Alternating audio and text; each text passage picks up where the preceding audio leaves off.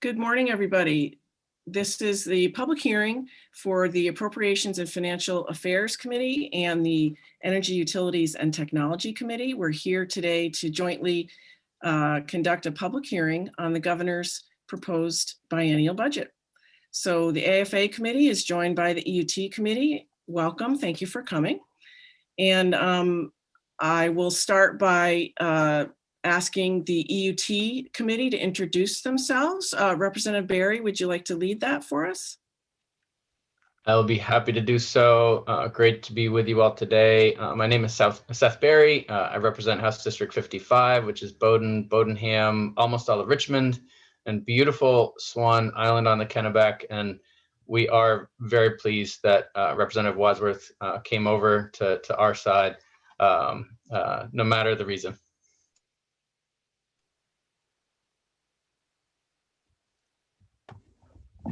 Take it that's my cue to jump in here. I'm sorry, yes, I'm supposed to indicate the next people. Go ahead, Representative Wadsworth, you're up. Yeah, nice to see all my old friends back on AFA. I don't have any treats this morning because it's virtual. But I am Nathan Wadsworth and I do represent District 70, which is Southern Oxford County. Great, and let's go to Representative Foster next. Good morning, I'm Steve Foster from Dexter, representing District 104, Charleston, Exeter, and Dexter. And Representative Grahowski. Good morning, good to see you all, and privileged to be here with the Appropriations Committee this morning. I'm Representative Nicole Grahowski, serving House District 132, which is the city of Ellsworth and the town of Trenton. Up next, Representative Cuddy. Good morning. My name is Scott Cuddy. I represent House District 98, which is Winterport, Frankfort, Searsport, and Sandra.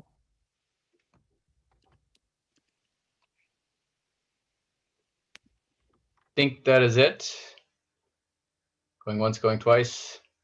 We're pleased to be with you. Thank you very much, Representative Peirce and Senator Breen.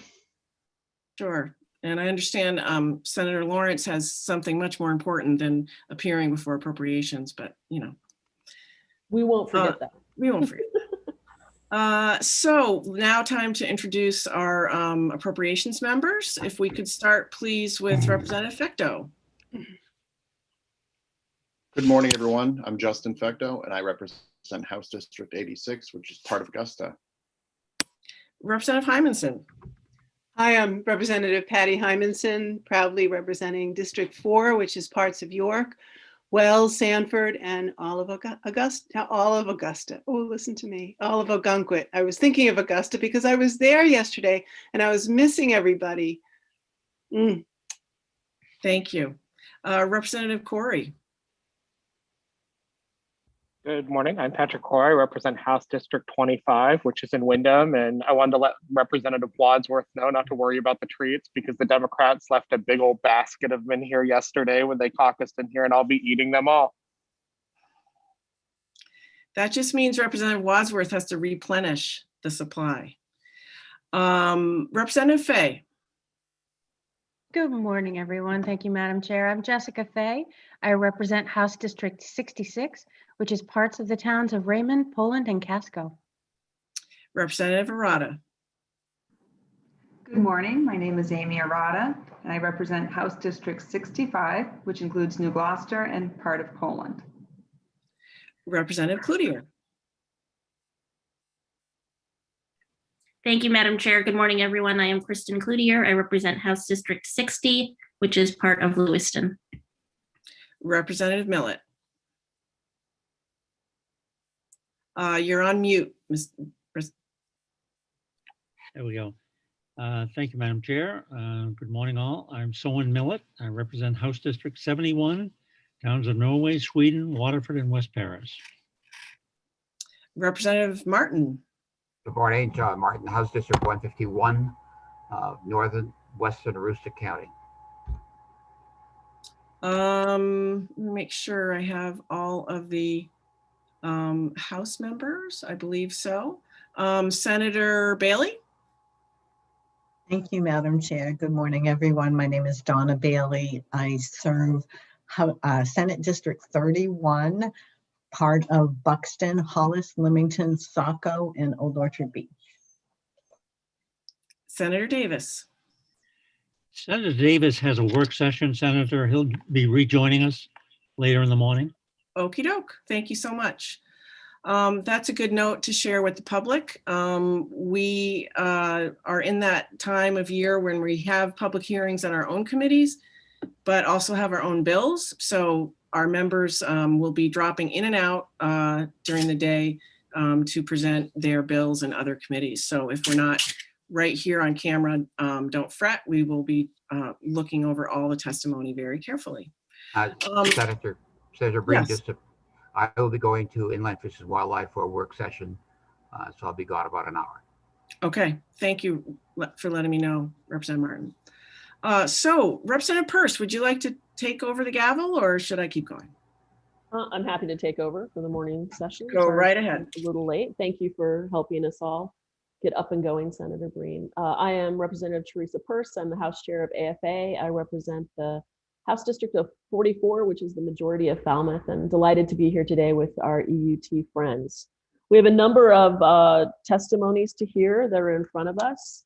I know that Commissioner Figueroa provided us some testimony. I'm wondering if she's here on our screen and would like to start the ball rolling, and then we'll go to the rest of our agenda, which will be Connect Maine, Office of Broadband Development, Efficiency Maine, and the Public Utilities and Telecommunications. I know you're not first on our agenda, but since you are the Commissioner of DAFs, I wanted to give you right of first choice. So sorry about that. Probably threw her a little bit.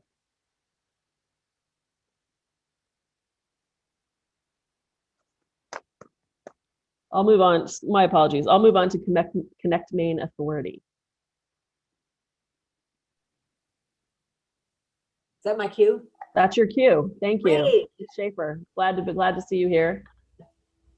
Good morning, Senator Breen, Representative Peirce, and the Joint Standing Committee on Appropriations and Financial Affairs, Senator Lawrence, Representative Barry, and members of the Joint Standing Committee on Energy, Utilities, and Technology.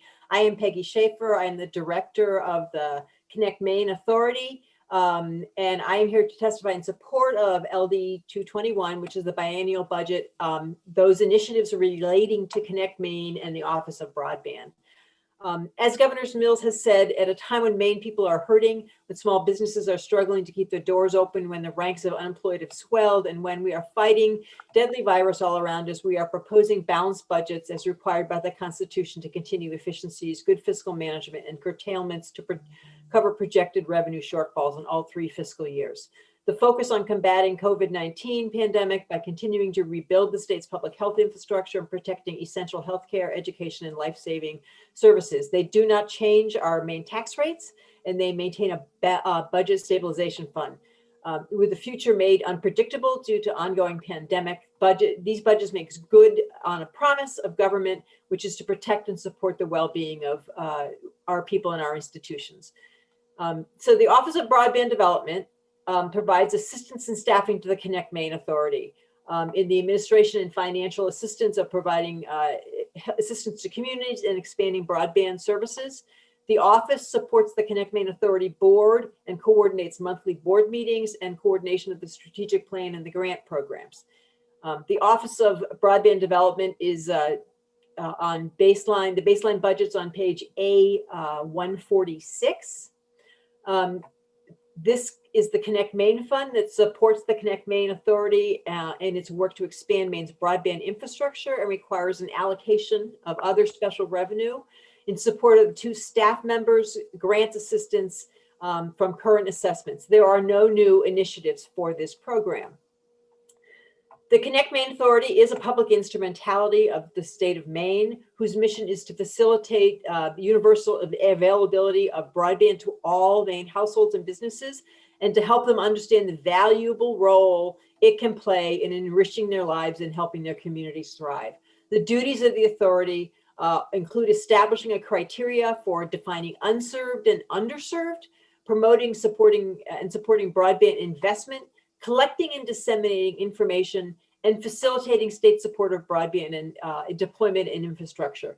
The authority has 7 working board members, voting board members. It was created by the legislature in 2006.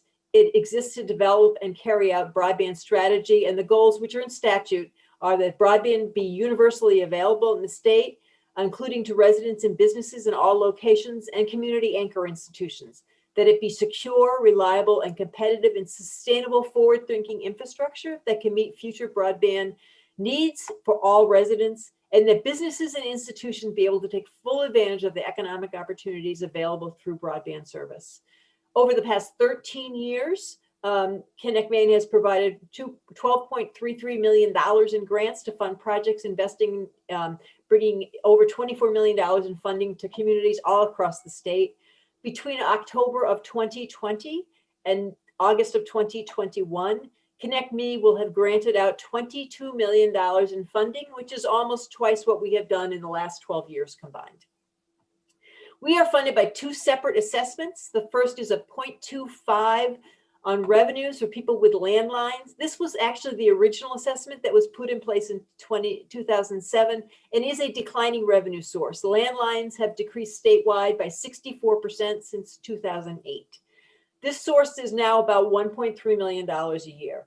The second source, which was added starting in January 2020, is as a result of the 2019 biennial budget, and it's a 10-cent per landline phone number. It generates about $600,000 a year.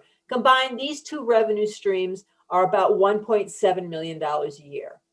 The last session of the legislature also passed a bond to expand broadband service for $15 million.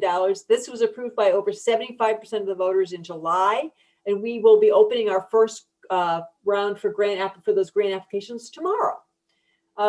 Connect Maine Fund, there's an initiative. Connect Maine Fund is found on page A95. The Connect Maine Fund supports Connect Maine and the authority to expand broadband infrastructure. There are 2 initiatives.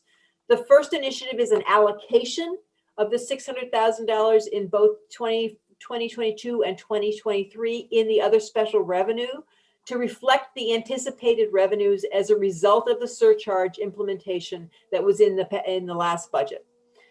This surcharge is also, this new surcharge added as of January 2020, the 10 cents per landline.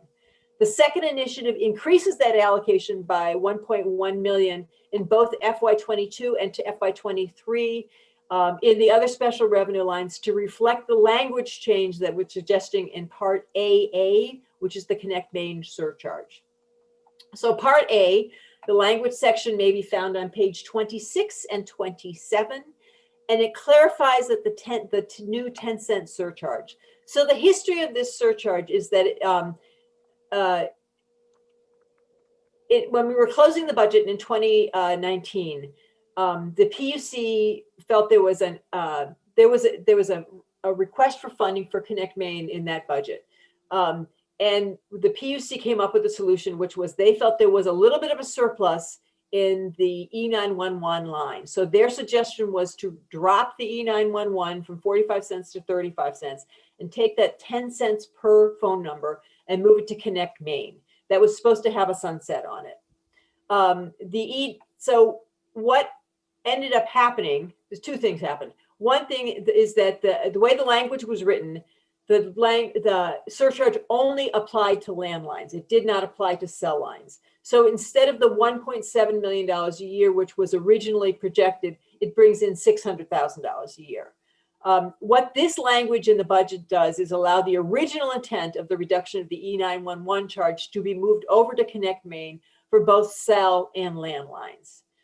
There actually is an additional drafting area in the 2019 budget that the move for the 10 cents per line was supposed to sunset. And I apologize, I actually just discovered this yesterday when I reread the budget and said, wasn't there a sunset on this? Turns out there wasn't. So that new language is not in the budget, but additional language should be added to Part AA that does sunset this 10-cent surcharge in 2024, at which point that 10 cents would roll back to the E911 fee. So the E911 fee would go back from 35 cents to 45 cents. So beginning in January 1, 2022, the Connect Main surcharge of 10 cents per line will be levied on each residential and business telephone exchange, including private branch lines and Centrix lines, semi-public coin, public access lines, consumers of interconnected voice over the internet protocol service, and consumers of cellular and wireless telecommunications that is not prepaid wireless. That sort of concludes my testimony. I understand this is a little complicated, but the original intent when we proposed this change was that the funding that currently funds E911 would get moved over to Connect Main for a limited period of time, and then it would sunset back. When it got moved over, it didn't include the language that included cell phones. So the revenue source, instead of being 1.7 million, was 600,000. So what we're asking for is that the new language we put in to include cell phones that starts in January of 2022 and sunsets in January of 2024. Thank you so much for that testimony. I see that Senator Bailey has her hand up. Usually we try to go through all of the testimony first, Senator Bailey. Would it be okay if we waited till the end and kind of had a full round of questions then? Thank you so much. I appreciate that. Thank you, Ms. Schaefer, for your testimony, and I appreciate you sticking around if there'll be some questions. I think we'll move on to Efficiency Main. I do not see Michael Stoddard, who provided us with testimony on any of my Hollywood squares here. Good morning. I'm here. My name is Anastasia Hediger. I'm a program manager with the trust here on behalf of Michael Stoddard. He had a board meeting this morning. Thank you so much for being here. We appreciate you sharing the testimony. Thank you for having me. I will share a small excerpt of my written testimony. So good morning, Senator Breen and Representative Peirce, members of the Committee on Appropriations and Financial Affairs, Senator Lawrence, Representative Berry, and members of the Energy, Utilities, and Technology Committee. My name is Anastasia Hediger. I'm here with the Trust, and we appreciate the opportunity to provide information about account Z100 in the supplemental budget on page A184. I'll share a brief excerpt from my written testimony. Over the past decade, Efficiency Maine has been nationally recognized for success in running energy conservation programs that are innovative, strategically designed, affordably administered, carefully accounted for, and highly cost-effective. These programs are working to help Maine's homeowners, businesses, institutions, and governmental bodies make smarter equipment purchases and accelerate their investment in building upgrades, which in turn is strengthening Maine's economy and environment. The budgets for Efficiency Maine's programs are funded through revenues received directly from the electric utilities, the natural gas utilities, the Regional Greenhouse Gas Initiative, and the Forward Capacity Market at ISO New England. In the most recently approved version of the state budget, approximately $2.45 million of assessments from natural gas utility ratepayers appeared in other special revenue funds for the Efficiency Maine account Z100.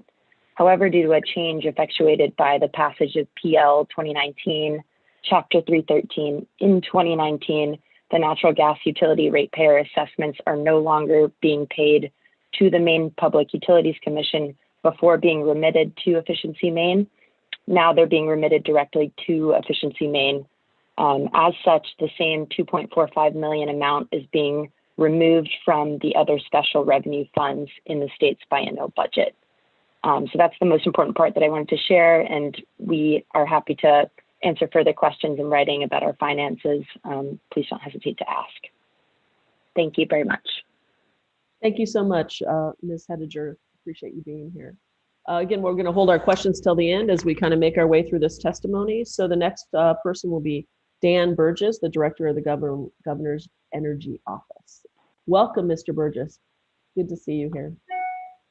Thank you so much for having me. So I should note that I'm actually just coming from the Efficiency Maine Trust Board meeting where we were talking about their budget as well. So I'm happy to help answer any questions as that moves forward. But appreciate you, Senator Breen, Representative Pierce, and members of the committee, as well as Senator Lawrence, Representative Berry, and members of the EUT committee for having me. I'm Dan Burgess, Director of the Governor's Energy Office, and I'm here today to testify in support of the fiscal year 22-23 biennial budget, specifically the items related to my office on the agenda for the GEO.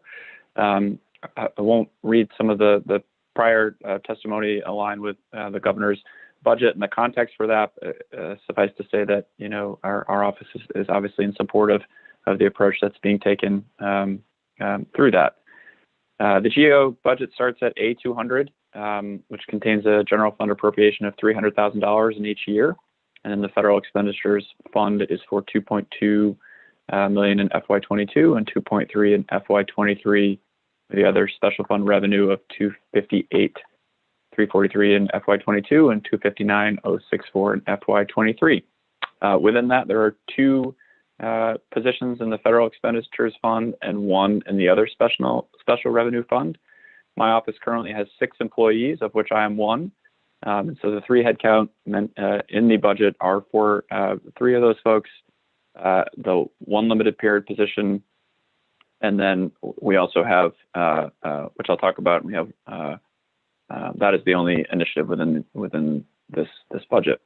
So the energy office is the designated state energy office. Every state has an entity, which is the designated state energy office. And we seek to achieve policies and initiatives to advance a clean energy future that is affordable and reliable for the residents and businesses of Maine.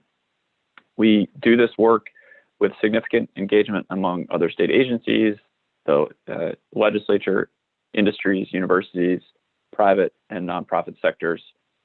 We coordinate often with the other New England states. We coordinate with my counterparts nationally. And as the legislature and the governor have moved forward energy policy, the energy world is changing. We're doing, we have ambitious renewable energy targets. We have ambitious climate targets. We're moving forward on nation-leading energy efficiency programs. So our work touches a number of those areas. We have historically and are primarily supported through U.S. DOE's state energy program funding. That is a formula grant from the U.S. Department of Energy that funds each of those state energy offices across the country. We also have funding to conduct weekly heating and fuel oil surveys so that we can inform consumers about energy prices. My office does receive some limited funding from Efficiency Maine Trust to help fund my position. And then just recently, we've received grant funding from U.S. EDA, the U.S. and U.S. Climate Alliance to fund positions. So the initiative in the program continues one PSC 2 position as a limited period position and transfers funding from all other to personnel services to support that position. This person is a key analyst and advisor in my office. Much of the work that we've done over the last year would not be possible without this person. And so looking forward to having that person move forward and remain in that position, as it's a key component of our office.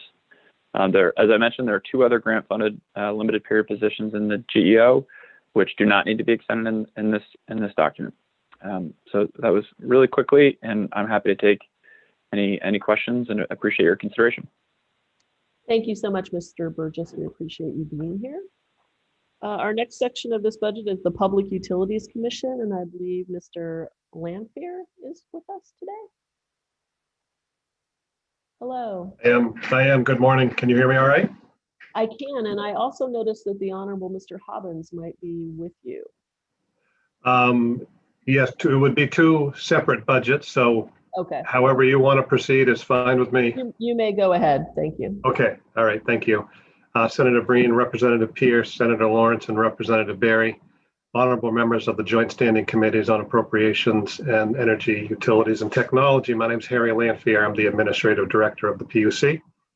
So the PUC was established in 1913, and we're responsible for regulating electric, gas, telephone, and water utilities. We also have limited authority over ferry transportation, which a lot of people don't know. In addition, we enforce gas safety and underground damage prevention, and we also manage the statewide 911 system. The commission is divided into 6 operating areas according to our industry area or function. So we have telephone and water division, the electric and gas division. Really, you can think of us like a court. We have lawyers, we have analysts, and we handle cases, take testimony, swear in witnesses, et cetera, to process, the cases that we regulate in these industries. We also have the Emergency Services Communication Bureau, which we manage the statewide 911 system. In addition, we have the Consumer Assistance and Safety Division, which provides information and assistance to utility customers to help them resolve disputes with utilities. The CASD also manages gas safety regulation as well as the Dig Safe program. The legal division, we provide hearing officers for all the cases I talked about a second ago, and then the administrative division, which I'm in, handles kind of the day-to-day operations, including fiscal management, technology, et cetera. We have 65.5 positions, and again, accountants, engineers, lawyers, analysts, to manage the work we need to conduct here. There are no new initiatives in this budget. The increases that you see are routine salary and benefit increases, and we receive all that information from the Bureau of the Budget. In total, we have 60,000 in federal expenditures. You'll see that at the top of A462, and then just over 21 million in other special revenue funds. So I'll go through the three areas really quickly. The Emergency Services Communication Bureau, that's at, again, on page A462. So that budget encompasses 9 staff, and then a significant amount of expense for information technology to manage the 911 system. As you can imagine, that's a heavy technology area. So that's the bulk of the budget there. Again, no increases in this budget. Peggy talked about this earlier, so she explained it pretty well, but so our surcharge was 45 cents and it's now 35 cents per line. That includes wireline, wireless, prepaid wireless, VoIP, et cetera. So that's how the 911 area is funded. And again, it's a 7.2 million rounded in fiscal year 22, and again, 7.28 million in fiscal year 23. The next component is the Oversight and Evaluation Fund. That's on page A463. This fund was established to defray some of the commission's expenses in overseeing the Efficiency Main Trust, which was just talked about. Again, no new initiatives in this budget. It's $252,000 both in fiscal year 22 and fiscal year 23. Finally, the Administrative Division Program, that is on page A464. And that budget, again, is comprised of federal expenditures and other special revenues. And this is where we do the bulk of our work in regulating mains utilities, handling cases, handling consumer complaints, et cetera. We do get the $60,000 grant from the U.S. Department of Transportation One Call grant. That helps partially fund our damage prevention work, managing or enforcing Maine's underground facility damage prevention law. Again, the increases in these areas year to year are salaries and benefits. Again, we get those figures from the Bureau of the Budget. So no new initiatives here as well. In addition to the 60,000 I mentioned, the total of this budget is 13 million in fiscal year 22 and 13.4 million in fiscal year 23. So that concludes my testimony, and I'm happy to answer any questions. Thank you so much. Appreciate you being here. So my error in skipping over the public advocacy under the executive branch on our agenda, but I know former Representative Hobbins, the Honorable, is here, I believe. Are you sharing any public testimony with us today? Welcome. I think you were on mute. We're not hearing you. Not yet. Can you hear him now?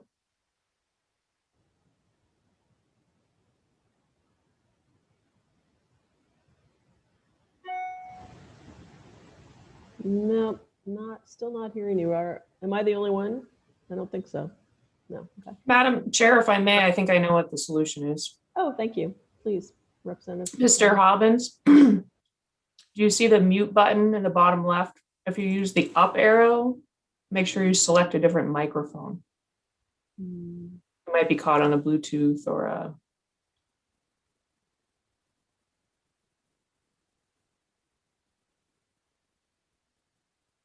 Or if you'd like to give us a dramatic performance of your testimony, we would be open. We'd be open to that. So we still can't hear you. So maybe we'll give you a couple minutes to work that out.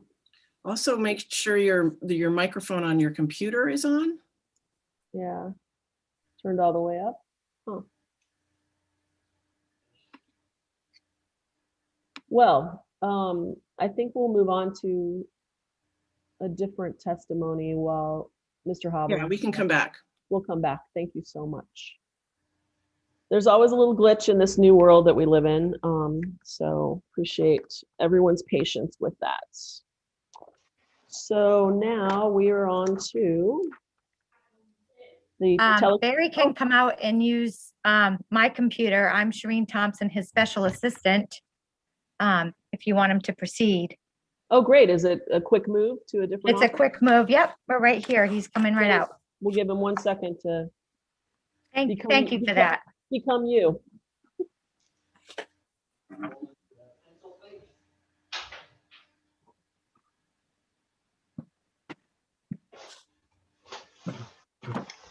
Good morning. Good morning. The world of Zoom and the like. I'm sorry, this is Barry Hobbins, and I do apologize for the technical delay. Senator Breen, Representative Pierce, Senator Lawrence, and Representative Berry, and members of the Joint Standing Committee on Appropriations and Financial Affairs, and members of the Joint Standing Committee on Energy, Utilities, and Technology. My name is Barry Hobbins, and I'm a public advocate with the Office of the Public Advocate. The Office of the Public Advocate was created by the Maine Legislature in 1981 to, quote, represent the using and consuming public, end quote, in recognition that most utility ratepayers do not have the time, the resources, or the expertise to participate in the proceedings that determine the cost, quality of the services that they receive from electricity, telecommunications, natural gas, and water utilities. In the past 39 years, the Office of the Public Advocate has represented those interests before the Public Utilities Commission, the legislature, the courts, federal regulators, and the regional bodies such as ISO New England that has increasingly has an effect upon electricity rates. We also provide information to the public to help them make informed decisions about increasingly deregulated and complex markets. In addition to myself, the office has 4 senior counsels, one of which is a deputy public advocate, and they are supported by 3 experienced staff members, a consumer advisor, and also by outside independent consultants, which we retain to provide expertise in engineering, accounting, and the finance under contract as needed by the individual cases. This combination of a core legal staff supplemented by the on-demand expertise allows our office the flexibility to respond to the diverse mixture of cases and issues that we now face. Our funding comes from an assessment on the more than 146 regulated utilities providing electricity, ferry, gas, telephone, and water services in Maine. Once the legislature and the governor approve our budget, we are authorized to assess each of these utilities by a share of their allotted budget pursuant to Maine Revised Statutes Title 35A, MRSA subsection 16 for your review. The allocation of each type of utility is based upon the proportion of our staff time and consultant expenses devoted to each industry for the previous year. For example, in 2019, 79% of our staff time and consultant expenditures were devoted to electric utilities matters. So through the formula, 79% of our fiscal year 2021 budget was collected from electric utilities and their customers. Once these industry-specific amounts are determined, each utility pays its share based upon their proportional share of their through a formula of their gross intrastate operating revenues by that type of utility in the state of Maine. Traditionally, our office is measured in effectiveness in terms of ratepayer savings attributable solely to OPA advocacy before the state and federal regulators. Last year, we estimated that ratepayer savings to be approximately $338 million, the most ever saved through this process. And you can find the details in our annual report on page 38 for fiscal year 2019-2020. The Office of Public Advocates summary appears on pages 8A, 203, 8204 of the Governor's recommended fiscal year 2022-2023 General Fund Biennial Budget. Part A document, a copy of which is attached. The OPA recommended biennial budget is made up of three basic components and three funds. First fund is the OPA regulatory fund. The second is the transmission fund. And the third is the non-wires alternative fund.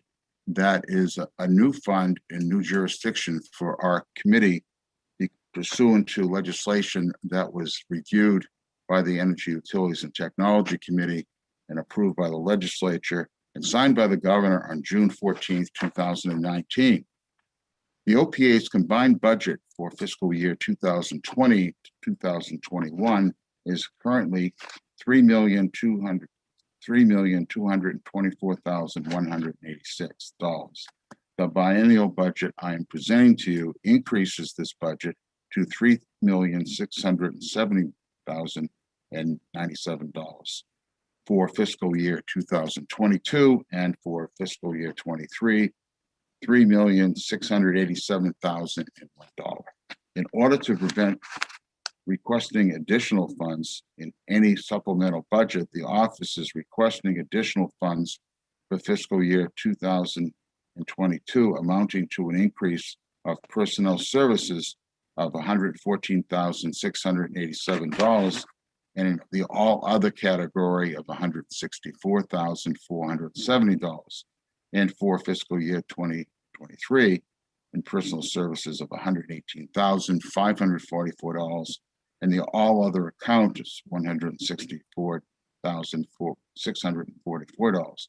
This increase is attributable to four different initiatives after careful review and justification by the Bureau of the Budget.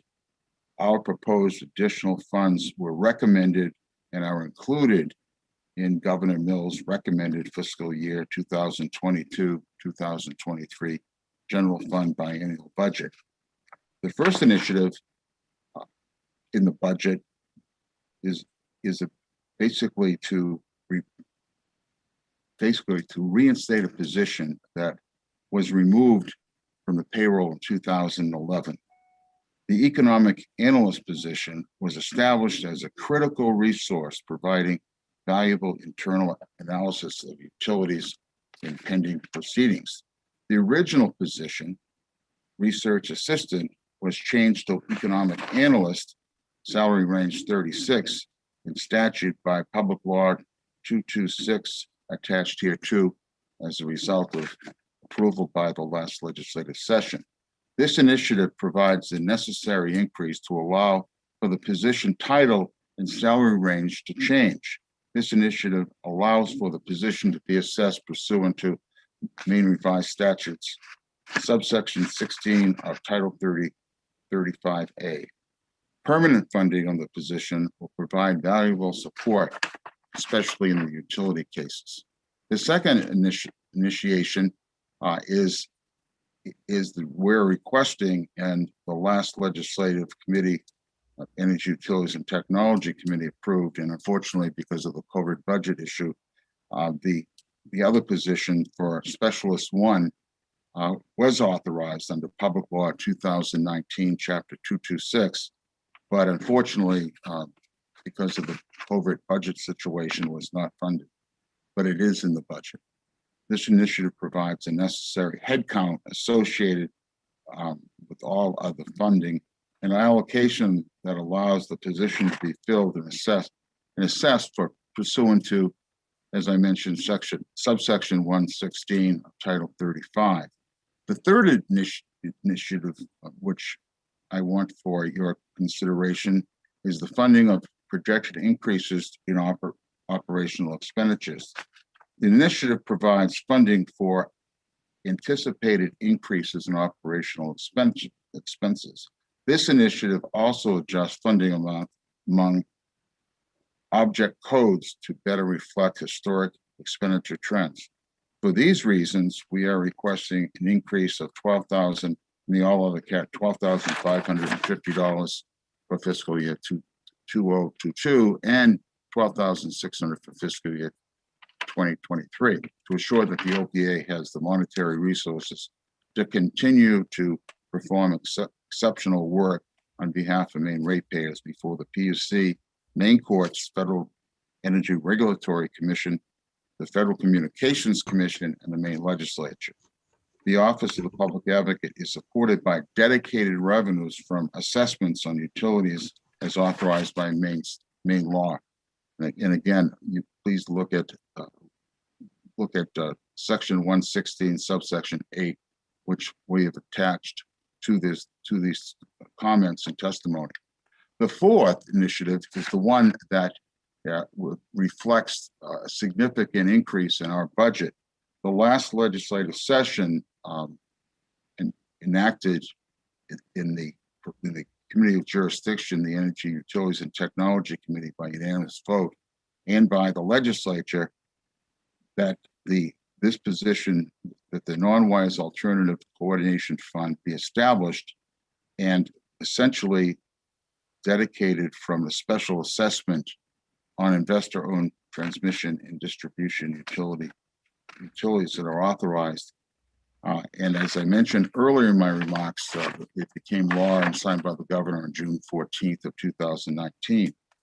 These are contracted services and administrative costs with non-wise alternative coordination. And also, we were allowed from the last budget $800,000. It's a new project, new program, but the assessment as approved would allow for an additional $150,000 for both fiscal year 2022 or 2023. So to align expenses with the dedicated revenue pursuant to the activities of the non-wise alternative coordinator. And again, please look at section 1701, subsection 2A, which will provide you with the attachment with my remarks, of the information regarding the non-wise alternative. I appreciate the opportunity, as always, to come before you, and I look forward to answering any questions. As you had already been introduced, Shireen Thompson, who is our special assistant to the public advocate, is here to help with these figures together. It should be noted that the Office of the Public Advocate, at my request, has removed the HR and the DAFs, the HR and the budgetary aspects of paying the bills to DAFs and to the HR department of the state of Maine. We believe strongly, and I believe strongly, that this will make sure that with a small staff, that we have effective staff that are handling the everyday aspect and not just HR and DAFs. They're better served by the state departments. So if you have any questions, you will see that in my submission, there's a statute reference in the statute of the non-WIAS alternative, plus a staffing and resources review, which is also attached. And if you have any questions, please feel free to ask myself, or I'll refer them to Shireen if you have any other questions. For HR and services and the function of the budgetary process, we had the assistance of DAFs during this project, which has the first time we've worked with them, and they've done an excellent job, and we appreciate their help. So any further questions or anything further, please let me know. Hopefully my computer is not going to do what it just did. For the full disclosure, I've had it for 4 days. It was test driven, and unfortunately I think something happened, so I apologize, but I hope I didn't take too much of your time. Thank you. Not at all. I'm glad that you were quickly nimble and able to find another computer to participate. So it looks like you have great people around you helping you. I sure do. Get things up and running. So thanks so much for your testimony. I think we'll reserve our questions until after we hear all of the testimony, and we're on our last section of this, which is the Telecommunications Relay Service Council. Nope, I think we're good. And that is Commissioner Figueroa. Good morning. Good morning. Good morning, Senator Breen, Representative Peirce, and members of the Joint Standing Committee on Appropriations and Financial Affairs, Senator Lawrence, Representative Berry, and members of the Joint Standing Committee on Energy, Utilities, and Technology. My name is Kirsten Figueroa, and I am the Commissioner of the Department of Administrative and Financial Services. I am here today to testify in support of the fiscal year 22-23 biennial budget bill, LD 221, specifically those items on today's agenda for the Telecommunications Relay Services Council Fund. The Telecommunications Relay Services Council Fund is on page A-476. The council is tasked with administering the Telecommunications Relay Service program within the state. TRS is a program where individuals call a single number, 711, which connects them to the TRS provider for the state, who acts as a translator between hearing individuals and deaf or hard of hearing individuals to permit telephonic communications among all users of the public switched telephone network. The primary benefit of the system is that it does not require both parties on the call to have assistive devices. The council prepares an annual budget to cover the cost of the telecommunications relay services vendor and adaptive equipment, as well as communication and pilot efforts meant to promote and increase the use of TRS. Funds are transferred from the Universal Service Fund to this fund for the state and federally mandated service. The budget and funds transferred may not exceed $600,000 per year, which ties to the allocation that you see on page A-476. There are no new initiatives in this program, and that concludes my testimony. Thank you. Thank you, Commissioner. Appreciate you being here with us today. So that concludes the testimony for this section of the budget. I'd like to open up questions to both committees. Feel free to use the raise hand option at the bottom. And Senator Bailey, I'm glad you're back. Thank you for waiting. I appreciate it. No problem. Thank you. Sorry for jumping the gun. So I have a question for, I believe it would be for Ms. Schaefer, but certainly anyone who can answer this either now or for the work session. I'm just wondering, in regards to landlines, do we have information about the breakdown, the people who do have landlines now, how many of those are residential versus businesses? And further, of those residential customers, do we have a breakdown by age bracket? Thank you. Yeah, that would be a question that I can work on with the PUC. I don't have that information. They are the ones who regulate telephone service. So I can try to make note of that and get more information back to you. Thank you. And Representative Foster.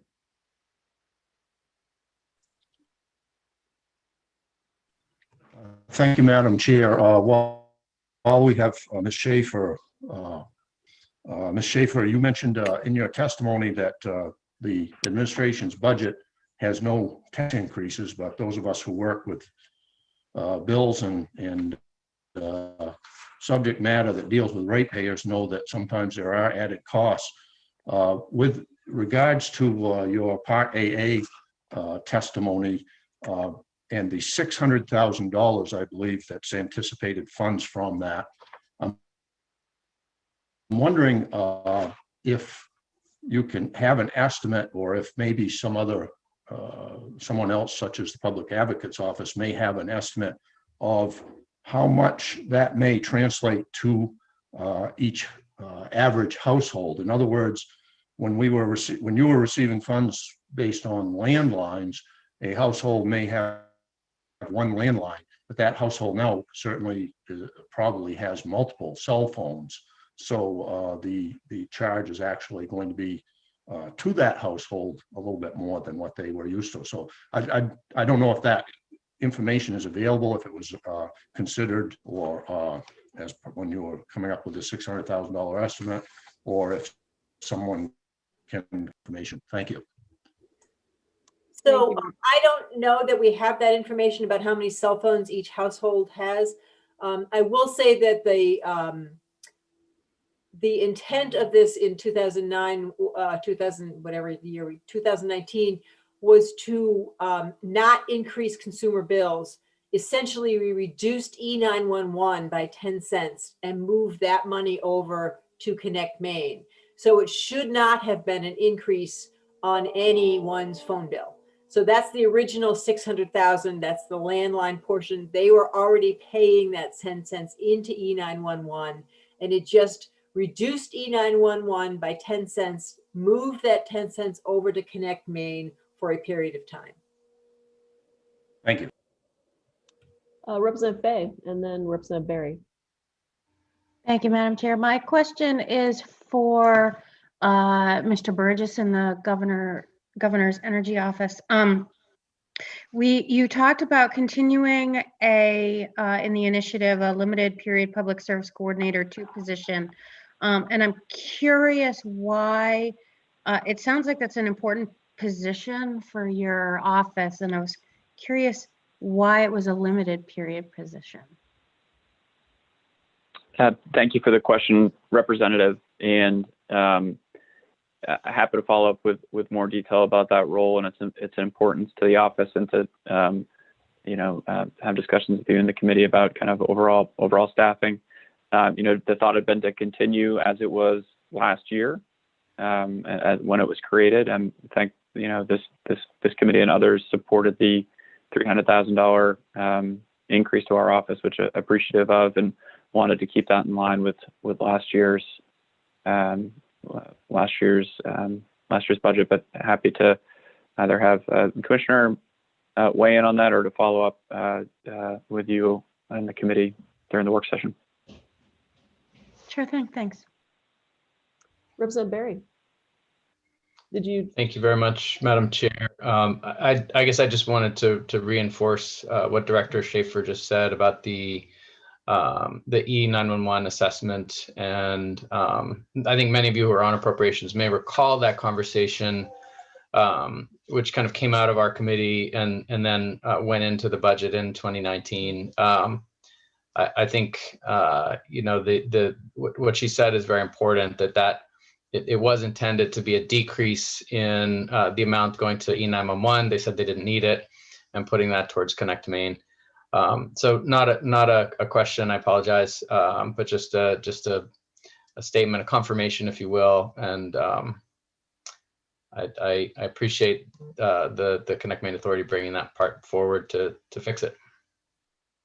Thank you. Representative Grochowski.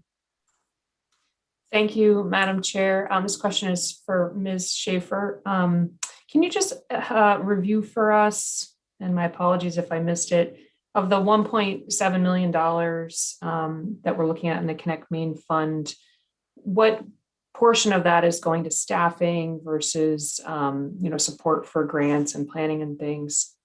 And is there any looking toward increasing staffing for your office? Our staffing, it's somewhere in that budget. It's about $230,000 a year is our allocation for staffing. As you know, we have 2 staff. And so the rest of the money, do that math, moves to support the programs. And, that isn't all, it isn't all grants. We support a mapping program that we have forward facing. We do sort of small support for other programs, but most of it has been going to community planning grants and infrastructure grants.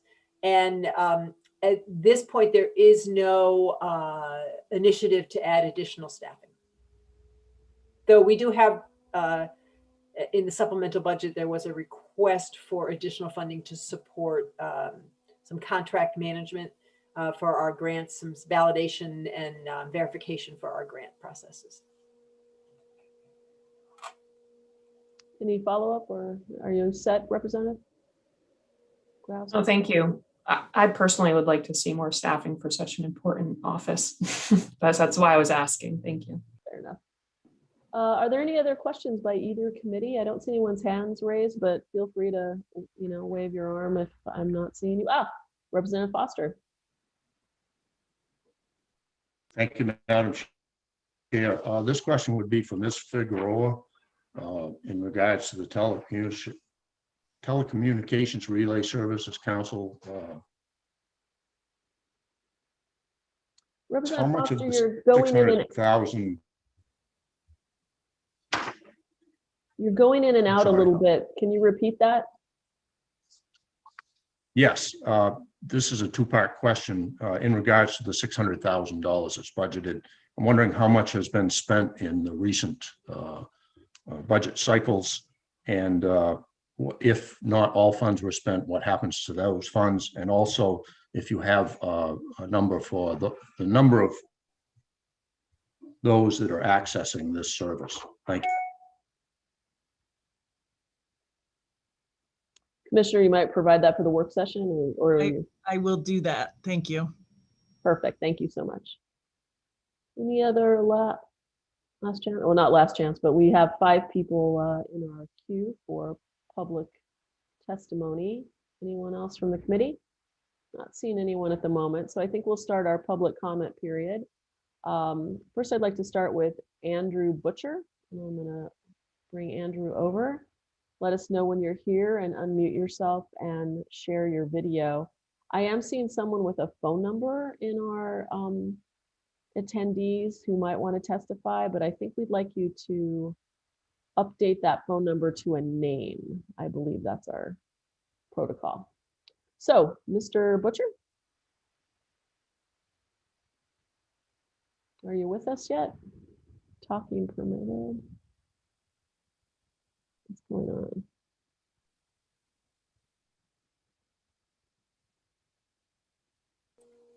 on? I think you're coming. I think you're coming now. Maybe you hadn't moved over yet. Mr. Butcher?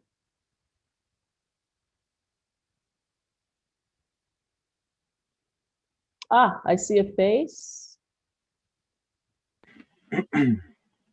Wonderful. Are you able to share your video? Yes, I am. Wonderful. Thank you for being here. Appreciate your patience. No problem. Thanks for having me. Sorry for delay on my end. Greetings, Senator Breen, Representative Peirce, Senator Lawrence, and Representative Berry, members of the Joint Standing Committee on Appropriations, Financial Affairs, and Energy and Utilities and Technology. My name is Andrew Butcher. I serve as Director of Innovation and Resilience for the Greater Portland Council of Governments, and I'm here on behalf of the Maine Broadband Coalition, your partner in creating solutions for broadband policy and programming in Maine. The Broadband Coalition, as many of you know, is a statewide network of 2,000 stakeholders working to advance policy, resources, and infrastructure necessary to enable affordable, reliable, and future-oriented high-speed internet for all communities. The coalition is guided through a 30-member advisory committee representing a range of geographies, industries, sectors, and issues, as high-speed internet is foundational to Maine's economic, social, and environmental prosperity more than ever. My testimony today is to provide support of Part AA of the biennial budget, which clarifies the funding mechanism for Connect Maine, as Ms. Schaefer just outlined, by correcting an error in the drafting of Part SSS of the budget language, and affirms the original intent to temporarily move funding from E911 to Connect Maine for both landlines and cell phones. Affordable, reliable, resilient, high-speed internet is an essential service for all Mainers today and into the future. Connect Maine via the Office of Broadband Development is where the rubber meets the road for the state in enabling resources and oversight of infrastructure that is critical for our ability to work remotely, to visit with our healthcare professionals, to learn outside of the classroom, and to make communities livable for all. And even for today, to attend to our civic responsibility as we meet virtually across the state.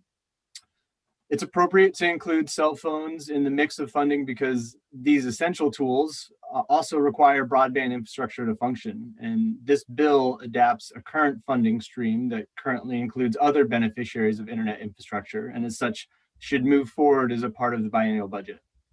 Thanks so much for the opportunity to testify today in support of LD 221. Thanks very much. Thank you. I appreciate you being here to testify. Are there any questions for Mr. Butcher by any of the committee members? I'm not seeing any. Thank you so much for being here. Thank you. Next, I'd like to welcome Jake Lestock to our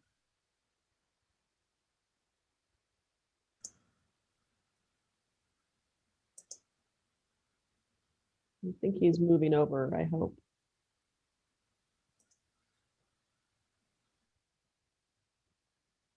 Here he comes.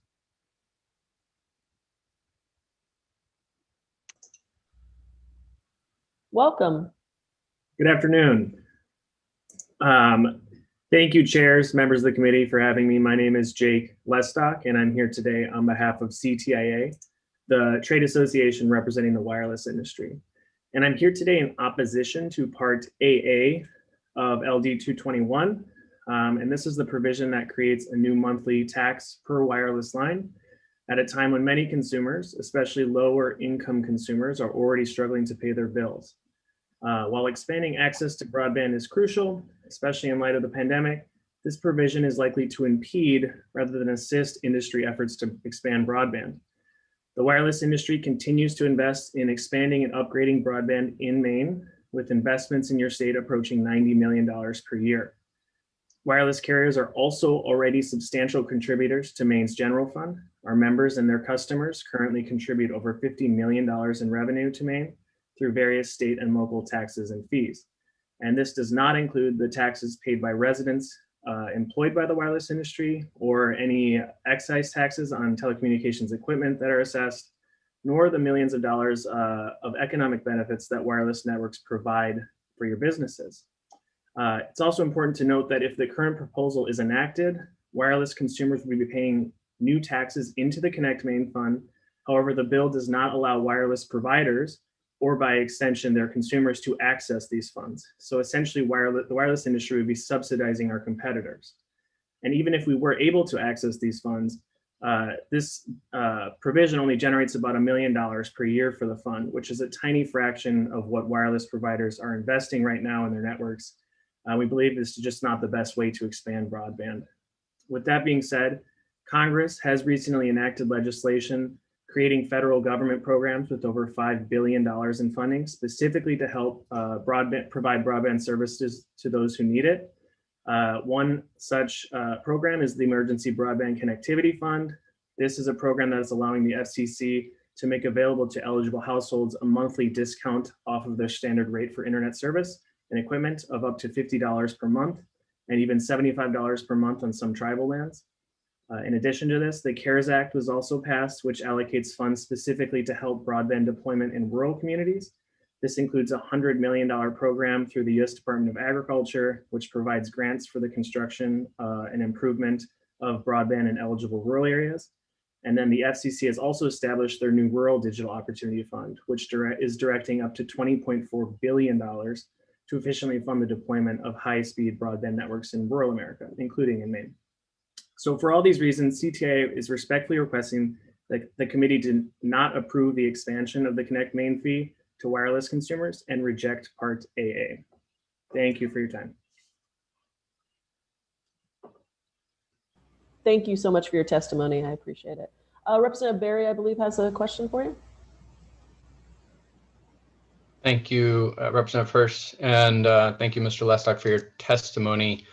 Mr. Lestock, were you here 2 years ago? Were you present 2 years ago when we reduced the E911 surcharge on cell phone service by 10 cents, and the agreement was made to simply switch that over to the Connect Maine Authority so that it wasn't a new tax? I personally was not there, but from a policy standpoint, if the E911 fund has excess funds, we would not recommend moving those funds into a different program. If 911 funds are too high, we would argue from a policies perspective that you should provide that back to the consumer who are already overburdened right now. Thank you. I think it's important to understand your policy perspective, and I appreciate your sharing it. I guess I just want to be clear, and you can correct me if I'm wrong here. Your assessment, your overall assessment went down, so this would bring it back up to the level that it was at prior to 2019. Do you disagree? I'm not sure. I'd have to double check on that, and I could get back to you on that. But I think you'll find that's the case. Thank you.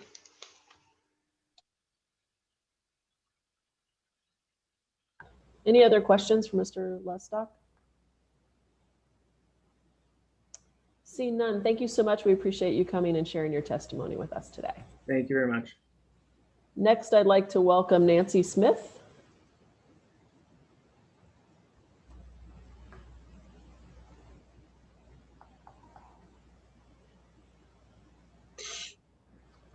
And here she comes.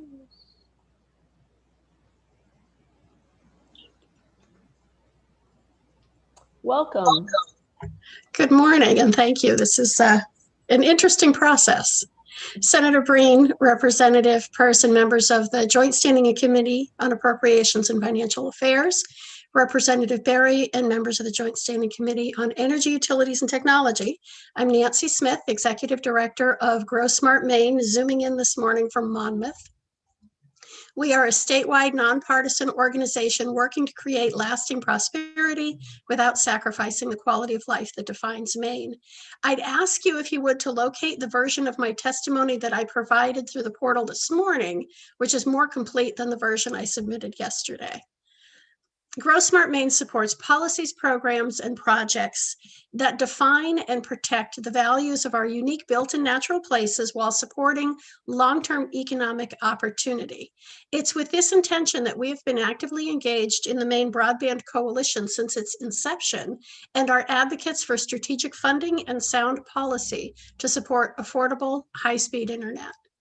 Today, we're speaking in support of Part AA of the biennial budget, which, as you're hearing, corrects an error in Part SSSS of the original budget language, affirming the original intent of temporarily moving funding from E911 to Connect Maine for both landlines and cell phones.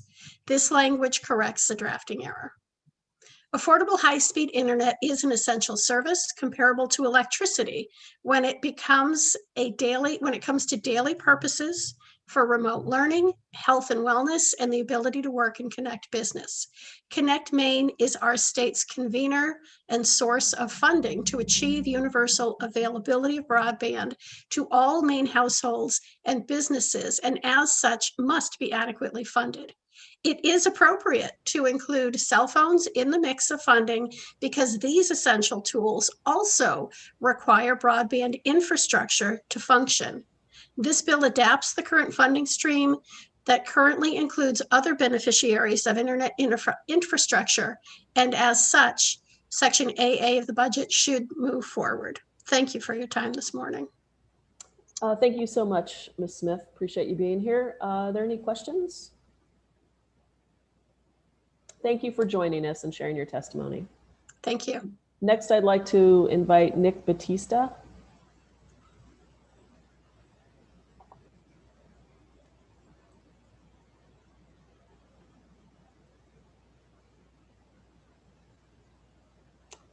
I think he's working on coming.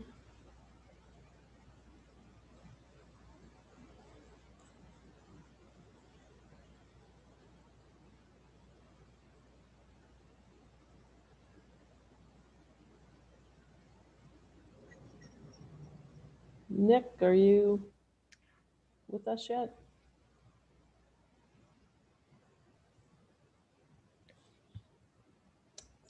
There we are. Thank you. Hello, Senator Breen, Representative Peirce, members of the Appropriation and Financial Affairs Committee. My name is Nick Batista, and I'm offering this testimony on behalf of the Island Institute in support of funding for the Connect Maine Authority. The Island Institute is a 38-year-old nonprofit organization based in Rockland. We work to sustain Maine's island and coastal communities and are committed to a just, resilient, and vibrant future for the coast of Maine. Our community development work focuses on the marine economy, climate and energy work, small business, education, and leadership. Broadband is foundational to all of the work that we do, and since 2015, the Island Institute has supported 81 coastal and island communities, as well as several communities further inland in the community-driven broadband process. We also provide planning grants and capacity assistance to communities in our area. The Island Institute participates in statewide broadband discussions in multiple ways, including being part of the Maine Broadband Coalition and also through my appointment to the Connect Maine Authority Board. I'm here today for the Island Institute though. Broadband is place-based infrastructure. It's built street by street, utility pole by utility pole. Your neighbor 2 streets over might have better service than you do. Your ability to have good internet connectivity depends on a company seeing the business case for making a capital investment or being willing to receive some sort of subsidy to build out infrastructure to you. For a company to invest capital, they have to get some sort of reasonable return on it. Rural Maine, particularly outside of town centers, does not have the population density to support significant private investment in broadband infrastructure. While Maine does have great internet service providers who've expanded their networks and built infrastructure in rural parts of the state, it's not reasonable to expect these private businesses alone to make the kinds of investments that are needed to solve our broadband challenges. Further, as you well know, broadband's not a regulated utility. It's not like electricity or phone service where a monopoly is granted to a company with the understanding that in exchange for that monopoly, everybody in the area needs to be served. With broadband, nobody has to provide you service. Many communities are taking it upon themselves to understand the broadband challenges they face and how they could work to solve them. Some communities are doing this work on their own. Some communities are coming together, like in Franklin County, and doing this work as a group. Community planning serves a couple of functions. It's best to think of this as the sticky tape for attracting private investment, as well as laying the groundwork for municipal or other subsidies like state funding. The rural character of our communities isn't something we can easily change to make broadband investments more attractive, but through community planning, can start to shift the underlying economics of a broadband project by changing the number of people who are likely to take service and by reducing the private capital outlay necessary to build a project through state or other forms of subsidy. It shouldn't be up to communities and providers alone to solve the state's broadband challenges, and this is where Connect Maine comes in support of various forms of these public-private partnerships that allow connectivity to expand beyond what the market would otherwise serve. Supporting the development of these partnerships takes resources. Supporting the building of these projects takes even more resources. Connect Maine provides grants to reduce the capital outlay only for building broadband infrastructure projects in parts of the state with internet worse than what I had growing up in Falmouth in the late 90s. Last summer, the $15 million broadband bond that the voters approved shows how critical broadband is to all Mainers. It's a good first step, but connecting the 83,000 or more households in Maine that are not served requires much more significant state investment, as well as additional capital from the private sector, municipalities, maybe the philanthropic community. It also requires continued investment in the Connect Maine Authority to support communities going through the planning process and to help foster effective public-private partnerships that allow limited state funds to be stretched even further. I encourage you to support both the proposed funding and the corrected language for the Connect Maine Authority. Thank you so much for your testimony. Appreciate you being here. Are there any questions for Mr. Batista? Yes, Representative Grahowski. Thank you so much, Madam Chair, and thank you, Mr. Batista, for being here and for the Island Institute's commitment to this important work, and for, I know, letting you give so much of your time to the Connect Maine Authority on the board. So I just want to say thank you for that. But without going into too much detail, Mr. Lestock sort of indicated that the federal government was stepping in and going to fix a large part of this problem for us, and that we didn't need to make an assessment like this, which quite frankly, I think increases the budget of the Connect Maine Authority by about 150%. Could you speak to what's actually happening with the federal funding and how Maine is faring and why this money is important for us to solve this problem ourselves? Yeah, so I think when it comes to federal funding, there are multiple different streams. Many of the federal funding streams coming out of the FCC provide some sort of operating subsidy for larger telecommunications carriers. They're not typically available for the companies providing just broadband service. They're available for companies that provide phone and broadband service. And those are operating subsidies. They're not the capital subsidies necessary to build out the infrastructure. When you look at the recently released Rural Digital Opportunity Fund, it's a $9 billion national investment in improving broadband infrastructure coming from the FCC. I want to say 70-ish million is coming to Maine over the next 10 years. Connect Maine Authority is working with the recipients in Maine who have infrastructure in Maine in thinking about how to expand and build on the investments that they're going to be making through that process. That still takes time, it takes money, it takes an understanding of where our problems are, it takes mapping, it takes data, it takes making sure that if the state is spending money, that we're able to have the validation and verification processes in place to make sure that we're getting the money that we need. And so the federal government is or could be a partner in some of this work. We're hopeful that they'll be a good partner, but in the meantime, we have communities in Maine moving forward on their own and moving forward with these projects. I don't think the federal government is going to solve Maine's broadband challenges on its own. And that's where Connect Maine comes in and really providing that support. Representative Berry. Thank you, Madam Chair. And thank you, Mr. Batista, for your leadership as Director of the Connect Maine Board. Could you speak a little bit about the difference between money such as the 15 million approved for infrastructure grants and the more fungible monies that that are being contemplated in this budget? How is it beneficial to the work of Connect Me and to all of us, whether we're using cell phones or laptops or any device around the state, to have the kind of ongoing money that's contemplated in this budget? Yeah, thank you. That's a great question. The $15 million bond goes to building infrastructure and is only allowed to be used for building infrastructure in those parts of the state that don't have service as good as Falmouth did in the late 90s. This is not infrastructure in Portland. This is infrastructure in rural Maine. To run those programs, to deploy those funds, to help make sure that internet service providers and communities are ready to apply for those funds with good projects, it takes resources, it takes staff time, it takes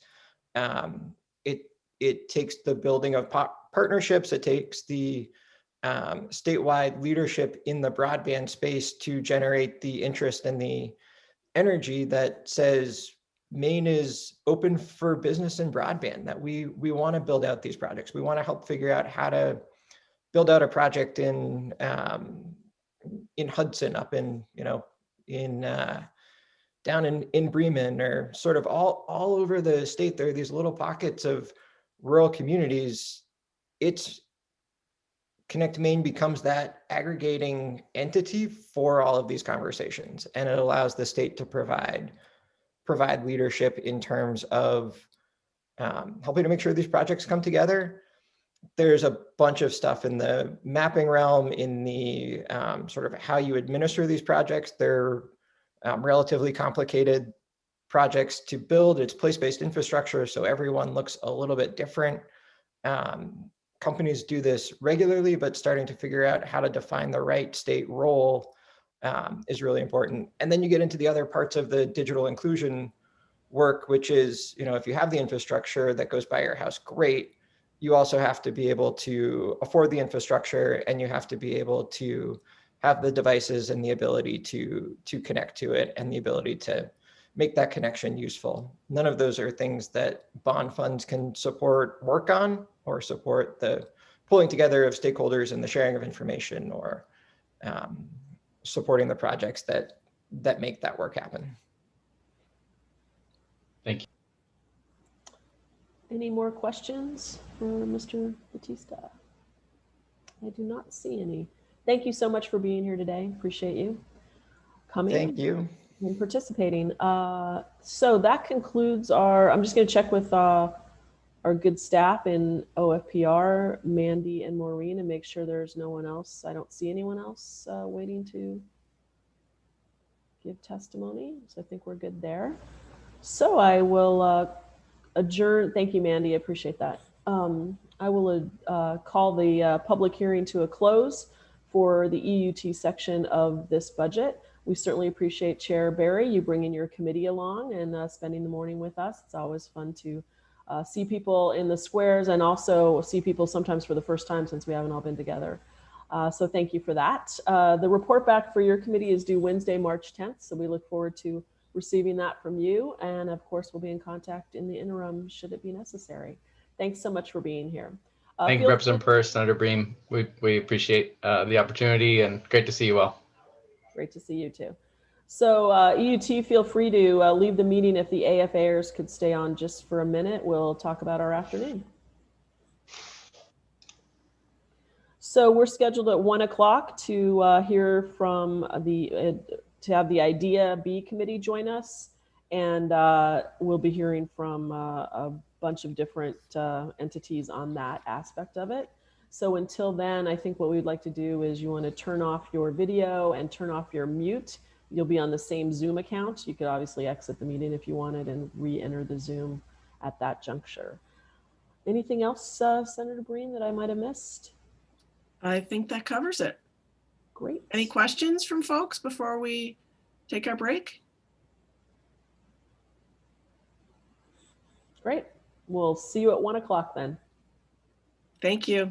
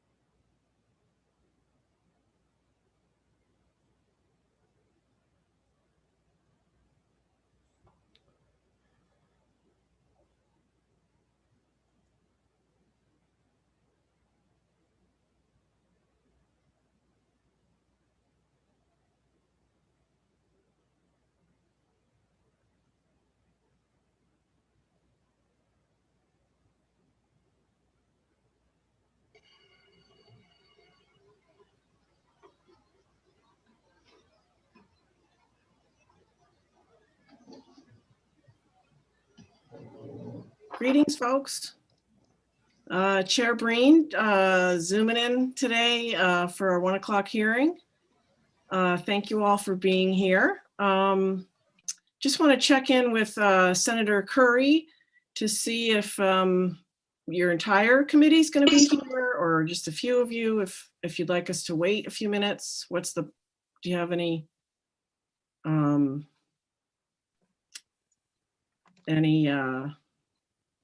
advice on that? Hi there. Hello, Chair Breen. I believe most of the committee was going to be able to make it. However, we're a fairly punctual crowd, and so I would anticipate that we can start on time, and those that can make it will be here. Wonderful. Thank you. We started this morning with another committee, so appropriations folks have already introduced themselves for the day. I wonder if Senator Curry, you would like to lead introductions of the IDEA committee. I'd be happy to. So I'm going to call on folks as they are visible in my screen. So I'd ask Representative Ducharme. Good afternoon. I'm Representative Jack Ducharme. I represent House District 111, which is Madison, Norridge Walk, and Solon. And Representative Austin, can you introduce yourself? Good afternoon, everyone. I am Representative Sue Austin. I am representing portions of my hometown of Gray. I also represent portions of Raymond and Casco and all of Fry Island. Thank you. Representative Pebworth. Good afternoon, everyone. I'm Sarah Pebworth. I represent House District 133, which is in the Blue Hill Peninsula. And Representative Hassenfuss. I'm Representative Tavis Hassenfuss. I represent House District 81 in Winthrop, Reedfield, and North Monmouth. I'm scanning the participant list to see if we have anyone else. I'm not seeing anyone in the Brady Bunch boxes. All right. Well, I'm hope we'll just, as they come, they'll just join in. Excellent. And I'm Senator Chip Curry, and I represent Senate District 11, which includes the 26 rural, coastal, and island communities of Waldo County. Thank you very much, Chair Breen. Looks like Representative Austin has a question. To both the good senators, yes. Representative Sue Bernard is en route to Caribou, and she is going to tune in to us. So hopefully we'll be seeing her. Thank you. So we are going to be hearing this afternoon from a whole bunch of folks who work on economic development, innovation, some of our homegrown industries, some new industries we're trying to foster, and all sorts of professionals who work for the state on those issues. Generally, what we've been doing is ticking through each part of the agenda and then waiting till the end until we take questions. Mostly because that's what we have to do with the public. We don't know which part of the day the public is here to testify for, so they all have to go at the end, which is unfortunate, but they've been really good about hanging in there. So we will probably just go through all the different agencies and hold off on our questions. My only exception to that is if there's any members of the administration who cannot stay, they're going to be here to present, but then they have to take off. If you could let me know that, or let my co-chair, Representative Peirce, know that, then we can stop and do some questions if that's absolutely necessary. And just as a reminder to committee members, don't forget that if you don't get the information you need today, our analysts will be working together and gathering information between today and our work sessions. So feel free to ask for things that you will get at a later date, if that is more convenient. And also, we have been so far using the raise hand function. If you take your cursor down to the bottom of the Zoom screen, you'll see the raise hand function. So that's what we've been using for questions. However, if you, for some reason, that doesn't work for you and you need my attention, don't hesitate to just give a shout out, Madam Chair, Senator Breen, whatever works for you. And then it looks like many people have changed their names, but if you haven't changed your name, if you wouldn't mind just putting your title and then your committee, those three, well, you have 4 letters, we only have 3, but those 4 letters after your committee, after your name, it would help the public, folks who are watching, understand who's on which committee, which might be edifying. So before I begin, anything, my good co-chair, that I have forgotten, or Senator Curry, any questions from any committee members before we begin? I think you covered everything. Thank you, Senator. All right, thank you very much. So first on my list is the Centers for Innovation. And wondering if there's anybody here who that person would be. Oh, it looks like it's Chris Davis. Thank you for being here. Thank you. Thank you very much. I've submitted some written remarks, but to keep this moving along, I'll just make a few comments, if I may. Distinguished chairs and members of Appropriations and Financial Affairs in the IDEA Committee. I'm Chris Davis. I direct the Maine Aquaculture Innovation Center.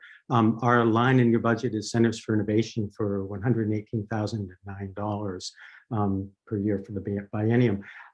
The center was created in 1988 through action of the Maine legislature. We're in our 34th year. There were a number of centers originally created at that time, but we're MAIC, the Maine Aquaculture Innovation Center, is we're the last one standing on that line. The mission of the center is to develop economically and environmentally sustainable aquaculture opportunities for people in Maine. So it's really all about economic development principally on our coastal working waterfronts. We do this in a number of ways through funding bottleneck critical issues that are holding back the aquaculture industry, whether it's the finfish, shellfish, or sea vegetable sectors of the industry. So we fund research in the form of small grants, work closely with individuals to help solve their problems. We do a lot with workforce development. We've founded the Aquaculture and Shared Waters program in collaboration with some of our partners, the Maine Aquaculture Association and University of Maine Sea Grant and others, coastal enterprises. And to date, we have trained 253 largely fishermen, but not all fishermen, to train them to conduct shellfish and sea vegetable farming. We're just winding up the course right now and starting another class later this spring. We also, in partnership with the University of Maine, we've run an aquaculture business incubator program, and we have incubators at the Darling Marine Center, where MEIC is based, and at the Center for Cooperative Aquaculture Research down in Franklin. So we've had a whole number of businesses come through over the years. One of our shining stars, I think, was Sarah Rademacher, who came about 3-4 years ago, started an eel farm called American Unagi, spent 3 years at our incubator at the Darling Center and outgrew that space, moved to the Center for Cooperative Aquaculture Research, and is soon breaking ground in Waldoboro for a large plant that will employ a whole host of people raising eels. So so a great example of really innovative business entrepreneurism that we've helped support.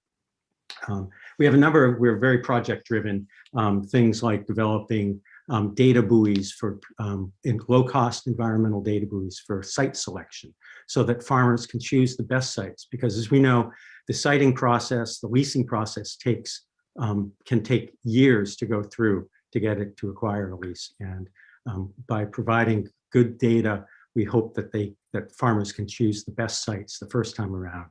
So we're helping to work with that. Whole number of projects. I won't go into them all, but our website is maineagriculture.org.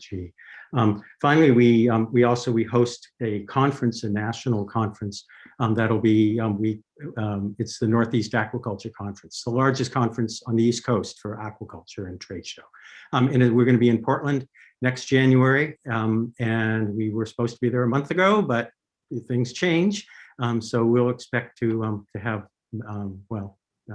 assuming we can all gather, many hundreds of people to talk and share work about aquaculture. So to wrap up, we're really about helping the industry succeed here in Maine in a sustainable way, working on social issues as well to help ease any stakeholder concerns with aquaculture. We occupy about 1,600 acres of the coast. There are 23 million acres of state waters on the coast of Maine. So it's, and we generate nearly $100 million of direct economic activity on an area that would fit in Rockland Harbor. So it's pretty amazing. So I'll leave it at that. If there are any questions, and again, I have testimony that you should have received. Thank you. Thank you very much, Mr. Davis. Are you able to stay with us for a little while and take questions a little bit down the road, or do you have to? I can stay until about 3, if that works out. That should be great. Okay, thank you. Thank you so much. Next is the Maine Development Foundation.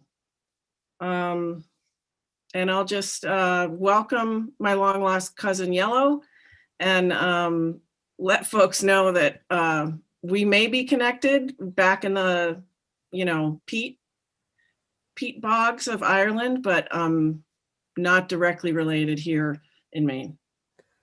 Thank you, Senator Breen. What happens in Ireland hundreds of years ago stays in Ireland, right? Thank you.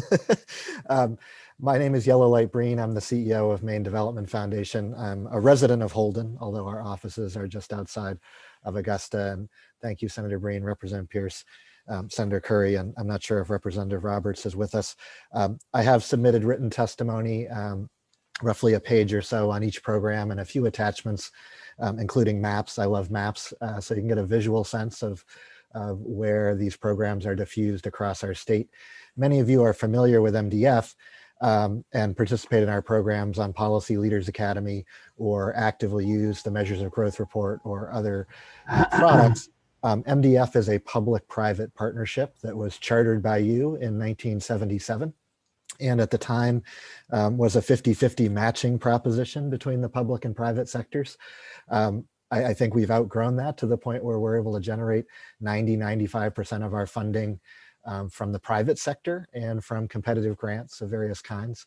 But we do still have a modest amount of very important and very appreciated general fund support. 2 programs in this line item and 1 program line item that's under the general DCD budget for the Economic Growth Council.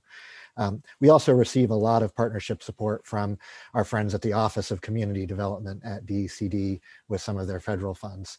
They in particular are a major partner in the Maine Downtown Center beyond the general fund here. And that was intentional as a primary way that the state got that partnership off the ground. The $58,444, despite the language in the budget, has always funded $25,000 per year for the Maine Downtown Center, in addition to the enabling language that's there for the Realize Maine network. Those 2 items were combined, and every couple of years I try to figure out how to get the language adjusted, but it never seems to survive the technical processes. The Realize Maine network was created in the mid-2000s.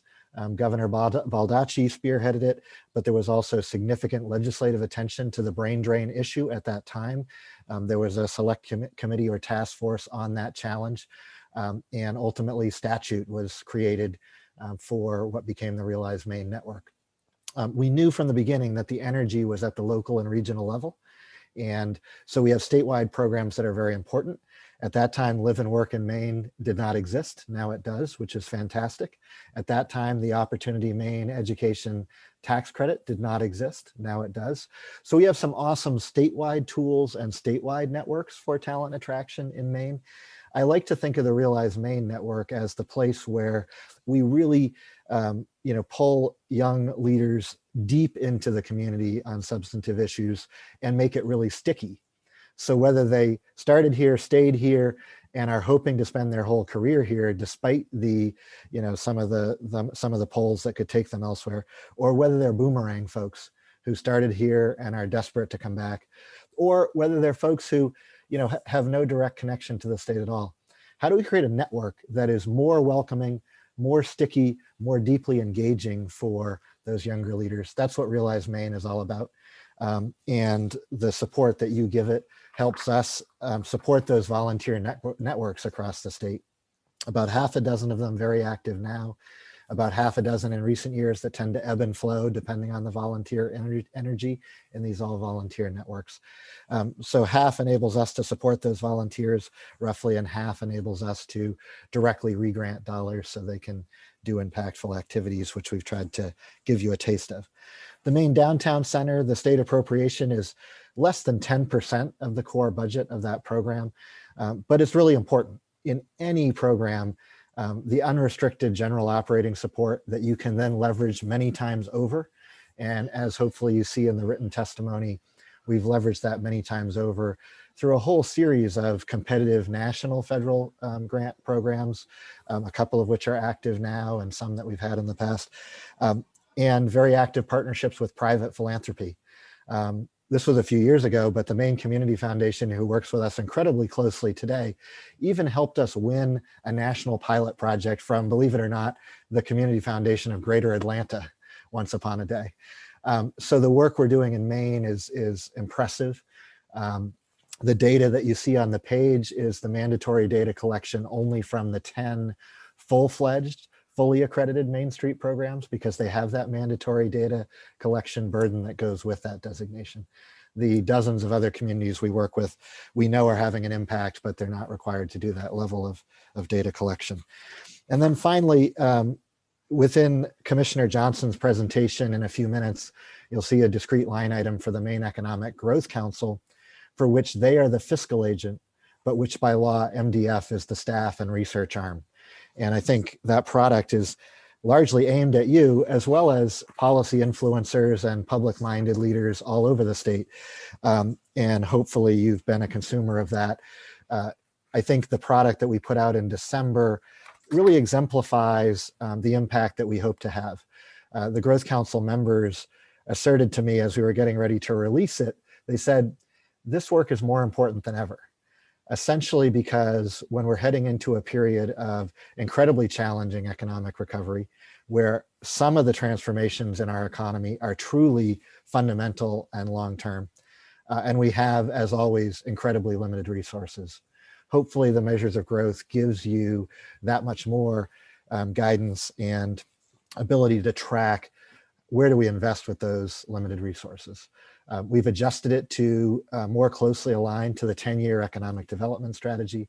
We've added metrics or tweaked metrics to more closely track the methodology of that 10-year economic plan and its goals. And last year we added a racial income equity metric because we really want to do our part to advance the dialogue in the state around racial justice and systemic racism. And we know a lot of things feed into that 38% gap, but if we can keep working at the Growth Council to shine a light on it, track progress, and help drill down to what contributes, we'd love to do so.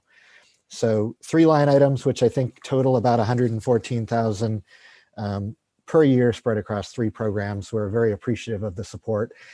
And I guess I should say, I don't want to make the story sound too good. The fact that we are able to leverage that support shouldn't be interpreted to mean the state should just pull out. I think a lot of folks look at these as fundamental public purposes, but they know that they're willing to do their part because the state is also making an investment. So I think it counts that the state is at the table, even in situations where the state may be the minority investor. So we're very appreciative and happy to take questions now or throughout the work sessions. Thank you so much. Thank you very much, Mr. Breen. We appreciate it. Are you able to stand by and take questions later, or do you have other commitments? We know how this works, so we've cleared the afternoon for you all. Thank you very much. I understand that there is nobody here present able today from Downey's Institute for Applied Marine Research and Education, unless I'm wrong about that, or maybe that's what Mr. Davis just covered, I'm not sure. No, but that's all right. I'm sure we will hear from them in due time. And so we will move on to the Department of Economic and Community Development. And we have Commissioner Johnson here. And welcome. The floor is yours.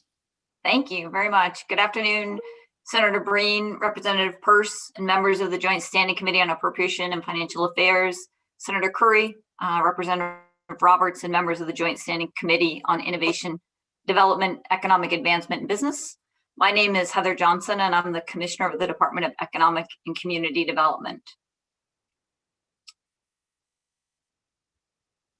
or DECD for short. I'm here to testify today in support of LD 221, the biennial budget. As Governor Mills said, at a time when Maine people are hurting, when businesses are struggling to keep their doors open, when the ranks of the unemployed have swelled, and when we're fighting a deadly virus all around us, we are proposing balanced budgets as required by the Constitution that continue efficiencies, good fiscal management, and curtailments to cover projected revenue shortfalls for all 3 fiscal years. The focus on combating the COVID-19 pandemic by continuing to rebuild the state's public health infrastructure and protecting essential healthcare, education, and life-saving services. They do not change Maine's tax rates, and they maintain the budget stabilization fund. With the future made unpredictable due to the ongoing pandemic, these budgets make good on the promise of government, which is to protect and support the well-being of our people and institutions. DECD has a mission that contributes to the wealth and prosperity of the state. DECD works statewide with local partners, private industry, and small businesses to enhance and sustain economic prosperity in Maine. In addition to our core offices that support and promote community development, business development, attraction and retention, international business recruitment and promotion, technology and innovation, and national and international marketing and promotional programs through the offices of tourism, film, and outdoor recreation. DECD is also responsible for the oversight of the 10-year statewide strategic economic development plan.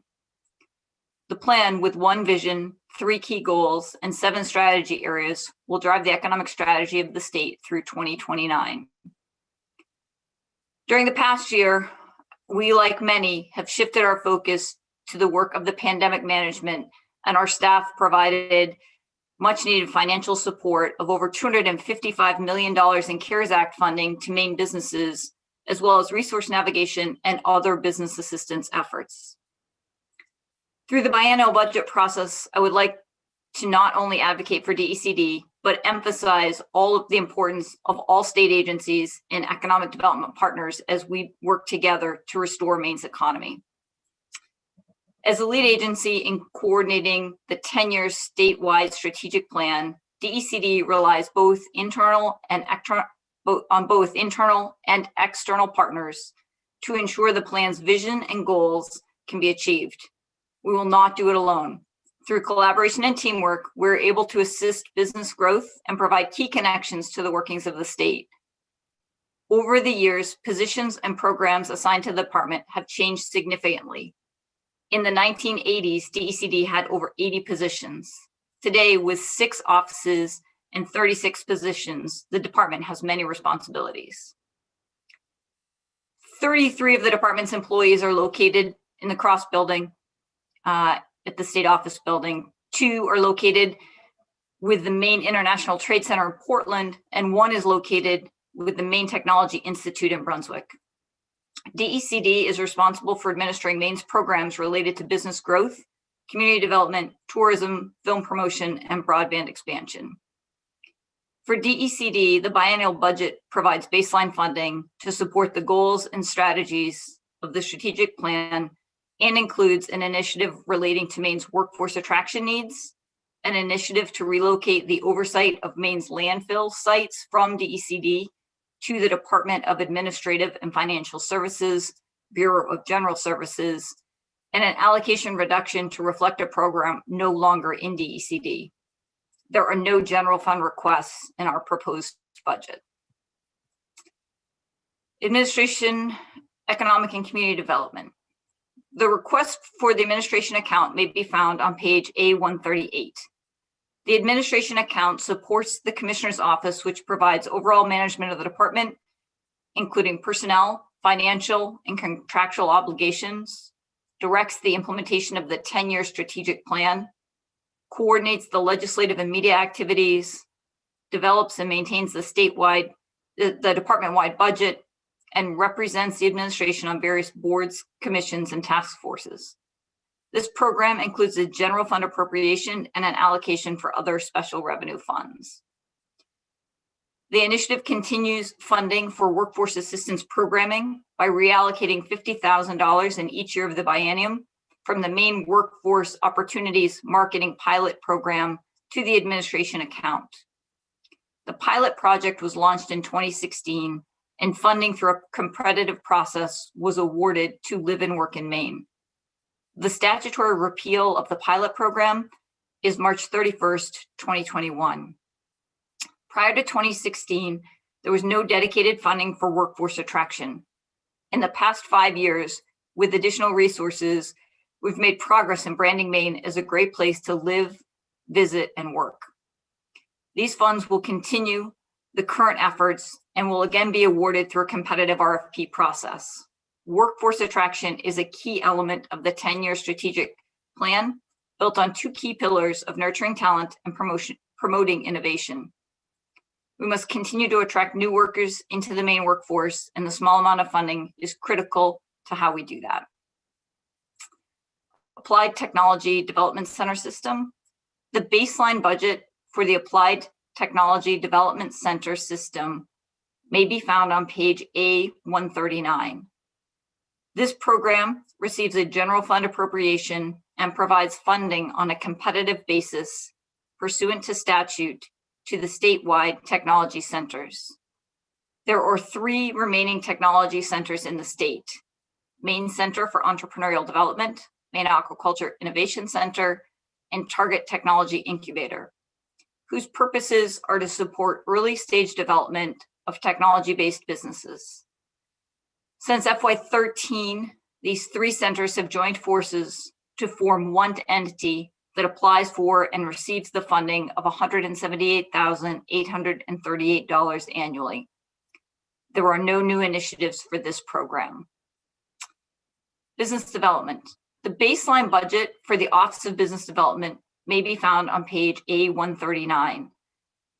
This program receives a general fund appropriation that supports 8 positions, 2 of which are vacant due to the supplemental curtailment, and all other funds that help direct assistance to existing businesses and businesses seeking to relocate or expand in Maine. This office provides an invaluable resource to Maine's business community by providing expertise on available business assistance programs, tax incentive and financing options. Working directly with other state agencies, this office can facilitate resolution of challenging issues and is able to connect businesses with the assistance needed. The Office of Business Development manages the Business Answers program, which supports resource navigation and baseline information on state-required licensing and permitting. The service provides a searchable database of permitting information, as well as email and phone support. In 2020, the service was upgraded to include a live searchable database of over 400 resources available via the Maine Resource Compass, a system powered by the Startup Space platform available in desktop or app versions. We've also made the Business Answers page translatable into multiple languages. Since February 2020, 4,535 users have accessed the online Business Answers option to search for licensing and permitting information, and nearly 7,000 users have accessed the resource tool. There are no new initiatives for this program. Communities for Maine's Future Fund. The baseline budget for the Communities for Maine's Future Fund may be found on page A140. The other special revenue account was established to provide bond funding for the program and includes a placeholder allocation amount of $500 in both FY22 and 23. There are no new initiatives for this program. Community Development Block Grant Program. The request for the Community Development Block Grant Program may be found on pages A141 and A142. The federal funds for this program originate at the Federal Department of Housing and Urban Development, or HUD, which requires a 2% match from the state's general fund. HUD distributes funds to each state based on a statutory formula which takes into account population, poverty, incidence of overcrowded housing, and age of housing. The annual federal allocation of approximately $11.5 million is awarded to over 40 communities for a variety of eligible projects, including economic development, public infrastructure, housing, micro-enterprise assistance, downtown revitalization, public service, and workforce development. The federal expenditure funds in this account include an allocation placeholder for the Brownfields Revolving Loan Fund and reflects anticipated revenues from the U.S. Environmental Protection Agency. The work of this program is conducted by DEP with financial administration conducted by DECD. The other special revenue funds include an allocation for the CDBG Federal Revolving Loan Fund that is declining and no longer funded, as well as two programs which are unrelated to CDBG and were transferred to DECD from the former State Planning Office. The first program is the Waste Management and Recycling Program, which provides oversight of the state-owned landfill sites at Carpenter Ridge, Juniper Ridge, and Dolby, which requires an allocation for one position and administrative expenses. The second program relates to the Code Enforcement Officer Training and Certification Program, which was transferred to the Department of Public Safety in 2019. There are two initiatives for this program. The first initiative relates to the Waste Management and Recycling Program, which provides oversight of the state-owned landfill sites. The initiative transfers one Public Service Coordinator 1 position and related other expenses totaling $187,075 in FY22 and $192,575 in FY23 from DECD to the Solid Waste Management Fund program. Other special revenue funds within the Department of Administrative and Financial Services. The program currently operates through a memorandum of understanding with the Department of Administrative and Financial Services, Bureau of General Services, who own the landfill sites, and the Department of Environmental Protection, who regulate the sites. Both the Department of Administrative and Financial Services and DECD agree that this program would be better housed at the Department of Administrative and Financial Services.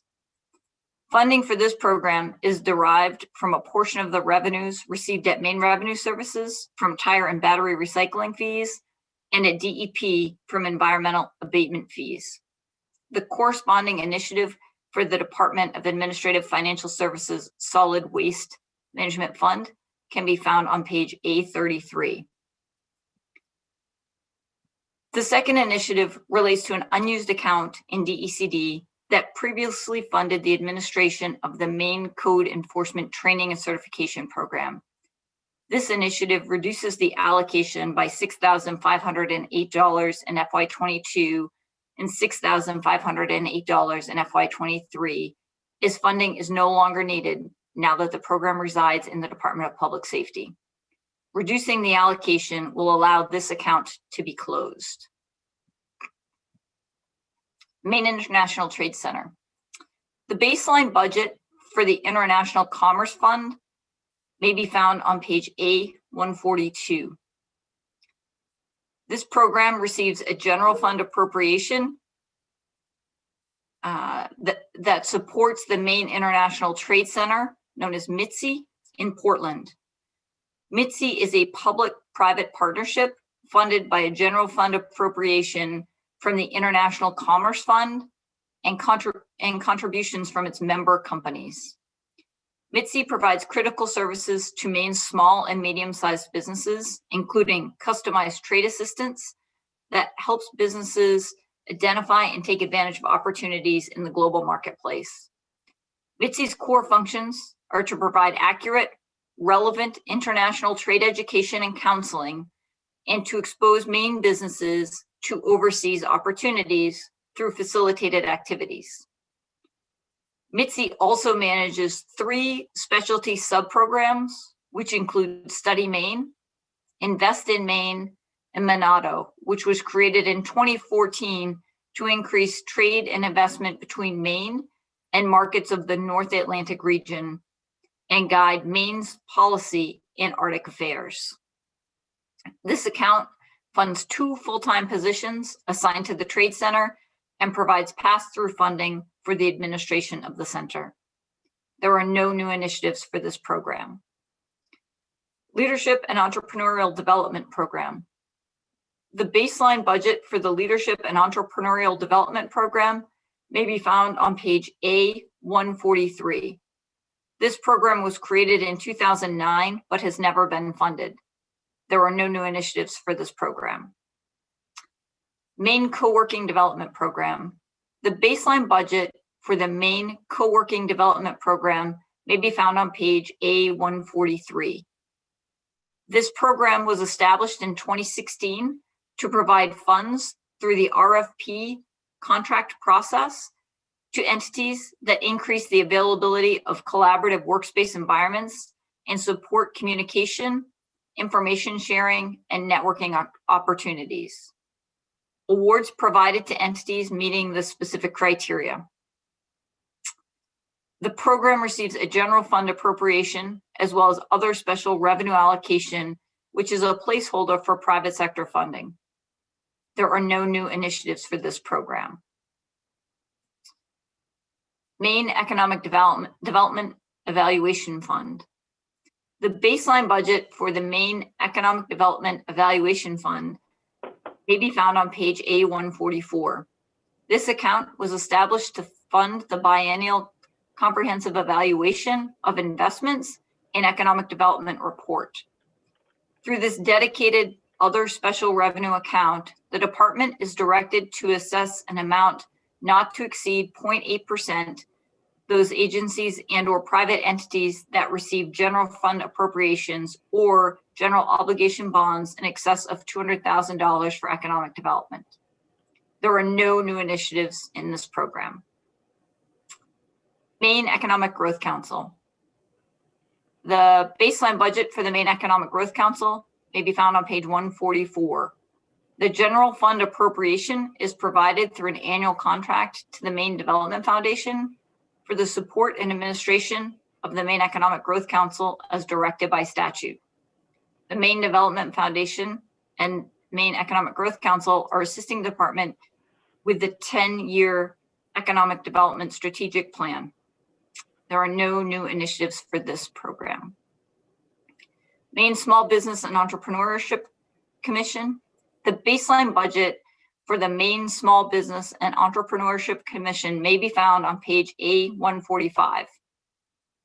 The general fund appropriation is passed through to the University of Southern Maine for the Maine Small Business Development Centers program. DECD staff work closely with SBDC, often referring business owners looking for assistance with business planning and financing. SBDC is a partnership involving the U.S. Small Business Administration, Department of Economic and Community Development, the University of Southern Maine, and other leading state economic development organizations. Per their 2020 annual report, SBDC's 12 statewide certified business advisors met with 1,553 clients. They helped start 133 businesses, created or saved 600 jobs, and provided access to $26.8 million in capital. Over 9,230 hours were spent advising clients towards success.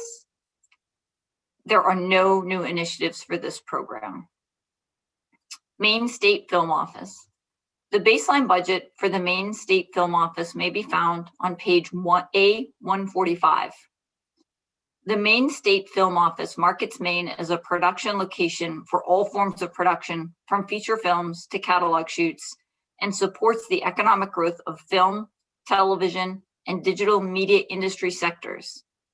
Productions are actively recruited and supported by the office, which serves as the official liaison between the industry, state agencies, and production companies.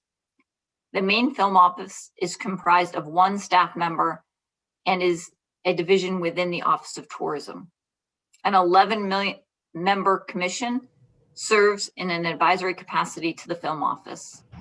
The source of other special revenue funds is a transfer from the Office of Tourism Fund for administration of this program. There are no new initiatives for this program. Maine Workforce Opportunities Marketing Fund. The request for the Maine Workforce Opportunities Marketing Fund may be found on page A146. As I mentioned earlier, the statutory repeal of this today. The statutory repeal of this program is March 31st, 2021.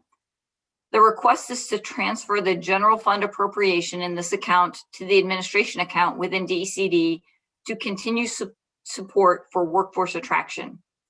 In 2016, DECD contracted with Live and Work in Maine to develop an employer board to be marketed to in-state and out-of-state job seekers. The annual contract has been $100,000, and DECD utilizes other general fund monies within the Commissioner's administration budget to fully fund the contract. Working closely with all of Maine's workforce partners and the Department of Labor, DECD will play a key role in connecting the business community with programs and resources to help them gain access to employees. There is one initiative for this program. This initiative reduces funding in this account to reflect the statutory repeal of the program and seeks to reappropriate general funds in the amount of $50,000 in both fiscal year 22 and 23 to the administration account to continue the workforce attraction efforts through the RFP process. Office of Innovation. The baseline budget for the Office of Innovation may be found on page A147. This program receives a general fund appropriation that funds 2 positions and includes pass-through grant funds for the Maine Technology Institute, or MTI for short. MTI offers early stage capital and commercialization assistance in the form of grants, loans, and equity investments, as well as entrepreneurial guidance and mentorship to diversify and grow Maine's economy by encouraging, promoting, stimulating, and supporting innovation and its transformation into new products, services, and companies, leading to the creation and retention of quality jobs for Maine people. In FY20, MTI deployed $99.6 million across 140 distinct projects throughout Maine. That's up from $9.3 million in FY19, and perhaps more importantly, MTI's funding leveraged more than $58 million in private sector matching investment. That's a 6-to-1 public to private to public funding ratio. This past summer in FY21, MTI also deployed $2.1 million in unexpended bond funds. 10 projects were funded that spanned innovation in Maine's traditional industries, from agriculture, forest products, and boat building to innovations in aquaculture and precision manufacturing. The 10 awards will create and retain over 1,600 jobs across the state of Maine, from the north, Madawaska and Limestone, south, Springville, east of Eastport, and points between, including Brewer, Brunswick, Lisbon, Thomaston, Waldoboro, and Westbrook. The 10 awards were matched by nearly $32 million in private sector funding. This is a 14-to-1 private to public ratio. There are no new initiatives for this program. The Office of Tourism. The request for the Office of Tourism may be found on page A148. The Office of Tourism and Outdoor Recreation exists to promote and market tourism in Maine. Its broad directive is to promote Maine as a four-season destination to both consumers and travel trade. Annually, the office develops a fully integrated research-based marketing program, which includes a mix of paid advertising, public relations, email, fulfillment, social media, consumer and travel trade shows, and sales missions. Primary marketing efforts currently cover New England, New York, the Mid-Atlantic states, and the Eastern Canadian province of Ontario, Quebec, and New Brunswick. As a participating member of Discover New England, a collaboration with 4 other New England states, Maine is also marketed to the UK, Germany, and France. The Office of Tourism is funded by a dedicated special revenue account, which receives a portion of the meals and lodging sales tax collected. Per statute, 10% of the annual allocation is set aside for regional marketing and special events promotion. These funds are distributed in the forms of grants through 8 regional marketing organizations and other eligible organizations. The remaining allocation is devoted to the marketing program, visitor research, which drives the marketing program, visitor center operations, and office operations. Programming has been modified in 2020 and 2021 to focus marketing efforts for states for which COVID travel restrictions have been waived. You will be receiving an invitation shortly to the Governor's Annual Tourism Conference, which is being held virtually this year in late April or early May. Our annual conference attracts over 400 attendees from Maine's tourism businesses, chambers of commerce, economic development agencies, and vendors. There is one initiative for this program. The initiative, which was submitted by the department by DAFs, adjusts the allocation in FY22 to $16,409,737 and $18,501,778 in fiscal year 23 to reflect revenue changes projected by the December 2020 revenue forecasting report. The Renewable Energy Resources Fund. The baseline budget request for the Renewable Energy Resources Fund may be found on page A148. This program was established in 2008 when the Maine legislature authorized the establishment of the Renewable Resources Fund in the Public Utilities Commission, with the Maine Technology Institute named as a recipient of an annual distribution of 35% of the funds to support the development and commercialization of renewable energy technologies. An amount is transferred from the Public Utilities Commission to DECD annually and provided to the Maine Technology Institute in the form of a grant. The budget is prepared with an estimate of the anticipated transfer. The actual transfer as of July 1, 2020 was $24,541. There were no new initiatives for this program. In the language section, part 00 of the language section may be found on page 49 and includes healthcare and public health, computing and artificial intelligence under the definition of targeted technologies for the purpose of research and development, the Maine Technology Institute. This concludes my testimony for the Department of Economic and Community Development. Thank you. Thank you very much, Commissioner Johnson. I like the style of putting the budget page in with the testimony. That's clever. That is Deputy Commissioner Denise Garland and her handiwork. She is very, I think, thought that would make it really easy to manage. Always helpful. So I do think I'm going to exercise a little bit of chair's prerogative, because I think the commissioner probably needs to get moving. And so I'm going to ask now if there are any questions for Commissioner Johnson, so that she can take off before we hear from FAME and from Commissioner Head. Any questions? I see Representative Austin, and if there are any others, if you wouldn't mind going to the bottom of your Zoom with your cursor and do your raised hand function. So Representative Austin, and then Hymanson, and then Ducharme. Thank you, Madam Chair, and thank you, Commissioner. The one thing that I wondered about on the filming office.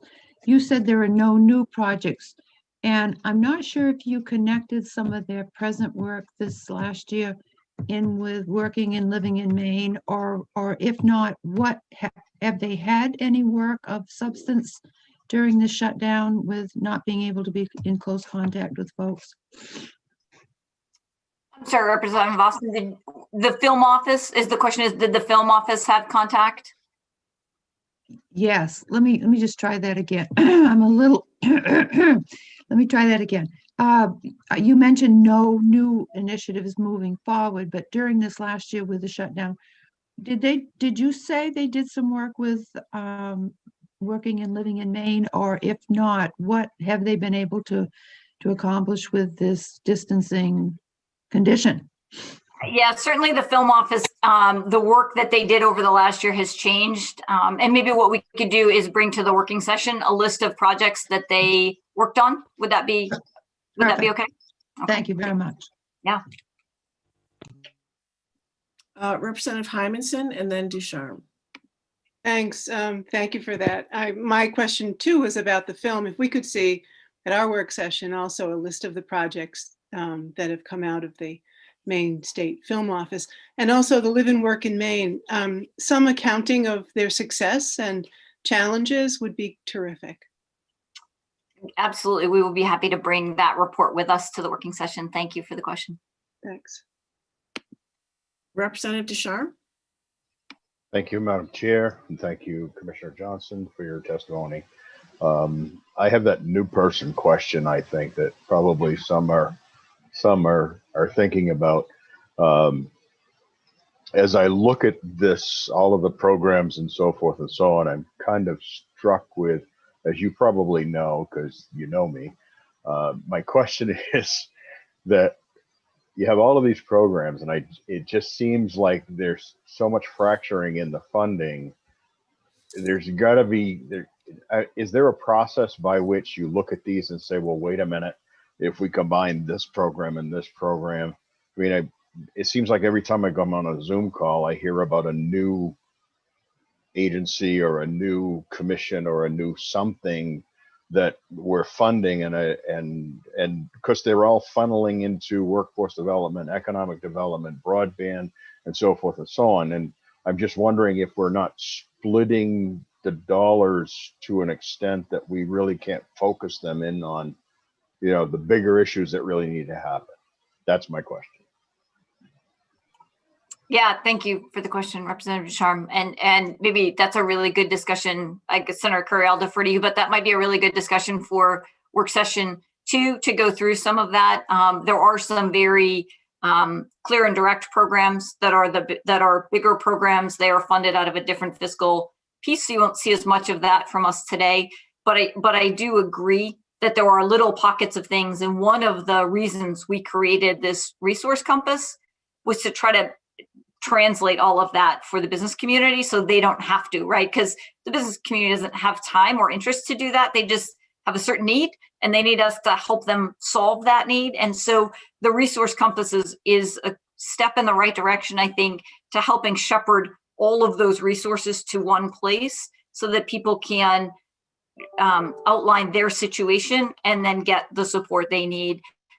Business Answers is actually designed to try to help facilitate that as well, because a lot of the resources will come from at the federal level. They'll come from, you know, EDA or other places. And if we can find one way to kind of shepherd that support to businesses as they need it, that is absolutely the goal. So from a business support side, I would say that's the piece. From an economic development and growth, and how do we help create new markets and really diversify our economy as we go forward, I think you'll see a couple of those as you hear other commissioners talk as well in a unified work. And the governor kind of kicked off the bond discussion last night. I think there's more to come on that shortly as well. And those would be places where, you know, you could make real investments and change. Commissioner Johnson, I have a question about the state's procurement programs. And I it might be something that's more suitable for the DAFS commissioner, but do we have any policies in place that weight Maine businesses for certain services or, programs where, we're putting out RFPs for state, for programs for state business, the business of the state of Maine, do we do anything that favors businesses that are located here in Maine? And if you don't know right now, or if you want to defer to the work session, that would be great. Yeah, maybe we'll defer that one to work session, and Commissioner Figueroa can weigh in as well, so that we can come in together with that. I do think that there are, as part of the strategic plan development, there were some really interesting ideas about options of how the state could be helpful for other business choices as well. So maybe what we could do is put a package like that together and bring it back at work session.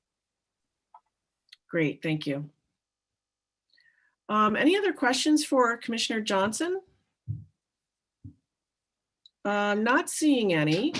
And while we're doing questions, I thought maybe we would take a minute and ask our questions of Mr. Johnson and Mr. Breen from Maine Development Foundation, and then we can let them get on their way before we hear from our last two presenters. So are there any questions now, sorry, for Mr. Davis from the Maine Aquaculture Program, or for Mr. Breen from Maine Development Foundation?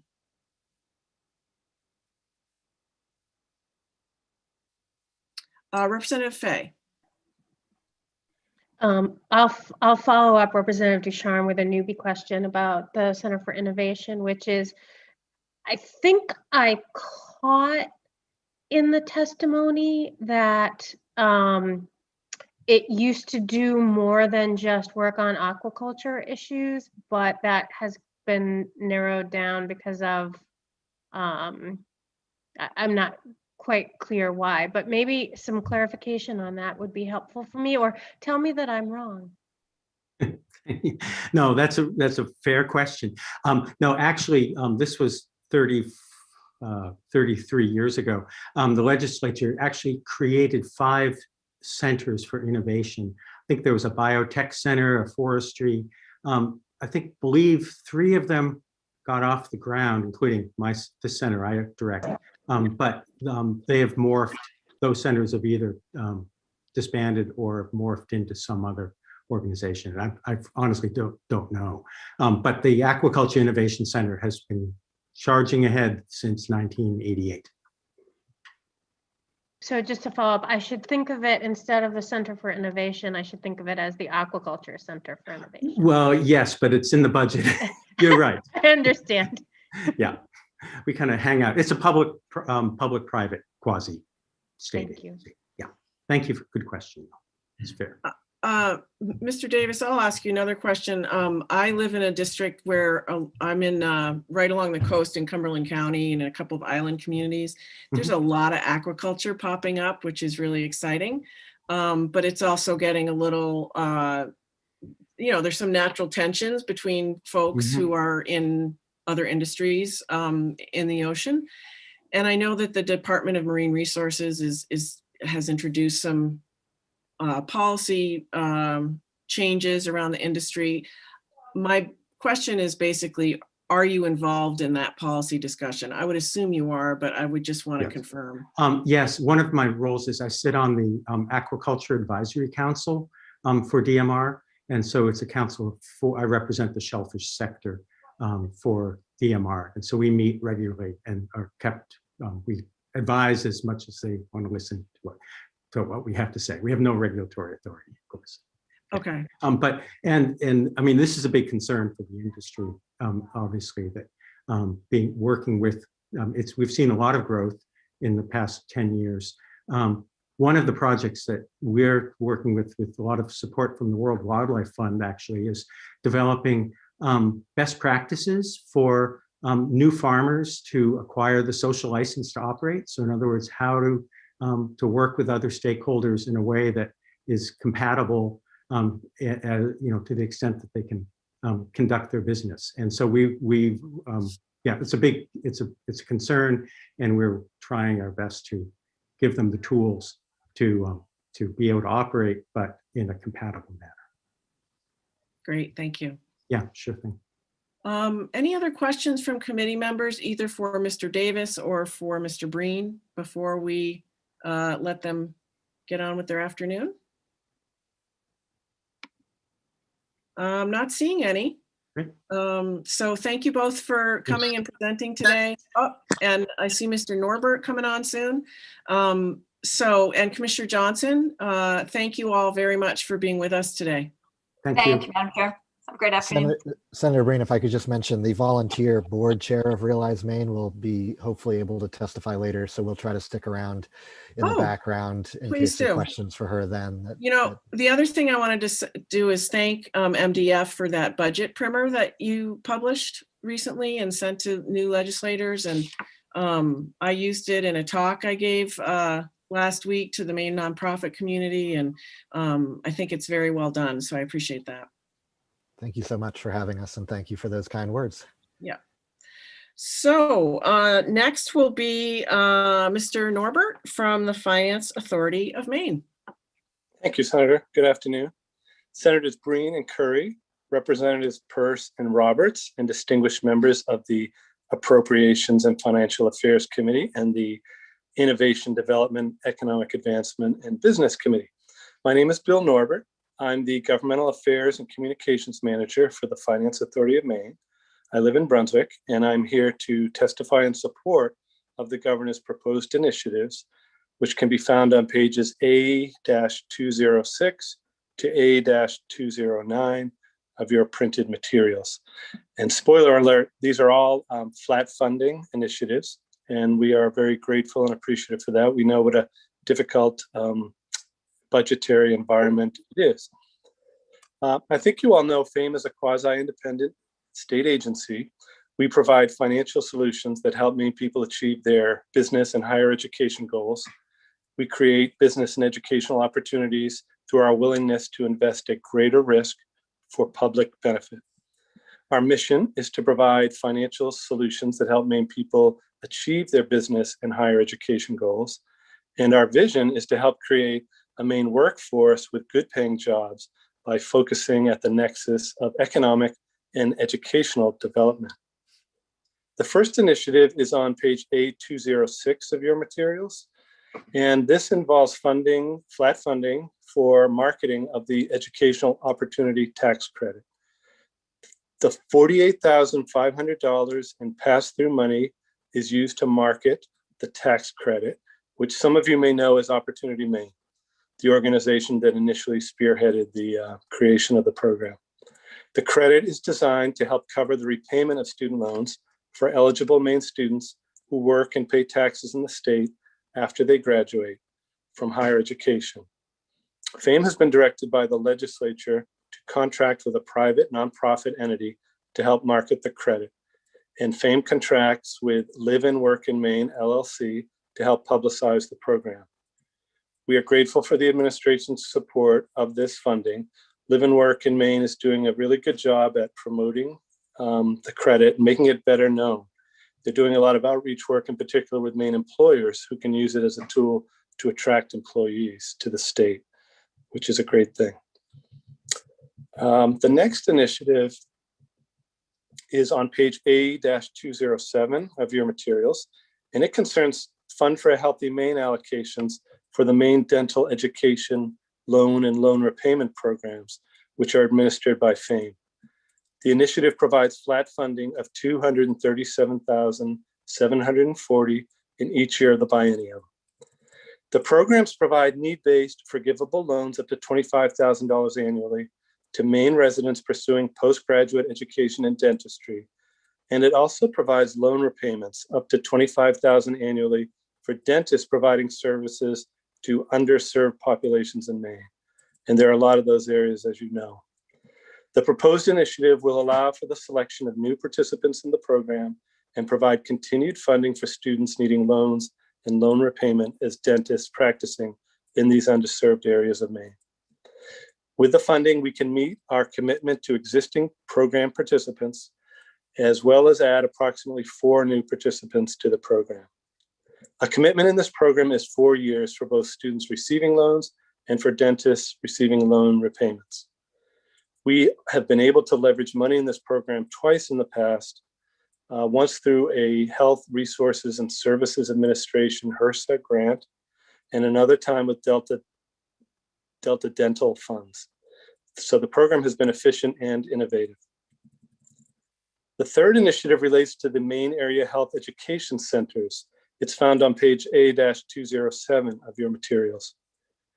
This initiative proposes flat funding of $110,000 in each year of the biennium. This is pass-through money, which FAME transfers to the University of New England, which helps to fund the rural health workforce development programs in these area health education centers, which are located in Bangor, Farmington, and Presque Isle. These funds are matched 1-to-1 by HRSA. And I have some information there, which I won't read, that talks about the work that the AHEC network does to alleviate shortages. There should be written testimony from the AHEC director, Jennifer Gunderman-Smith. She could not make it today, unfortunately, but she did submit written testimony. The fourth initiative pertains to the Foreign Credentialing and Skills Recognition Revolving Loan Program Fund. It may be found on page A-208 of your materials. It proposes continued funding of $75,000 in each year of the biennium. This program is fairly new. It was established by the legislature to provide small loans to assist eligible immigrants living in Maine who are not yet eligible to work in the United States. So these loans of up to $700 are available to help pay for the costs associated with the process of becoming work ready while waiting from the federal government for issuance of a work permit.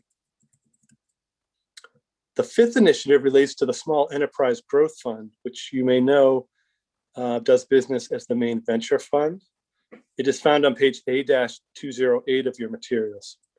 The initiative proposes to continue the $500,000 in ongoing funding for the Maine Venture Fund. FAME administers the money for this separate and independent entity. It's a professionally managed fund that invests exclusively in Maine-based companies that demonstrate a potential for substantial growth and success that will contribute to Maine's prosperity.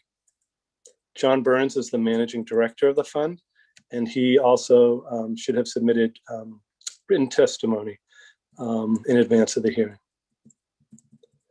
The sixth initiative is found on page A-209 of your materials, and this is the lion's share of the funding. This maintains current funding levels for FAME's student financial assistance programs in the amounts of $17,670,394 in each year of the biennium. The programs funded through this line of the budget include the Maine State Grant Program, the Educators for Maine Program, the Maine Health Professions Loan Program, the Maine Veterinary Medicine Loan Program, and the Doctors for Maine's Future Scholarship Program. We are deeply appreciative of Governor Mills's continued support for these programs that benefit Maine students. The Maine State Grant, as most of you should know, is the state's basic need-based undergraduate grant program. We award on average approximately 12,500 Maine students a maximum grant of $1,500 annually for full-time students and $750 annually for part-time students through this appropriation.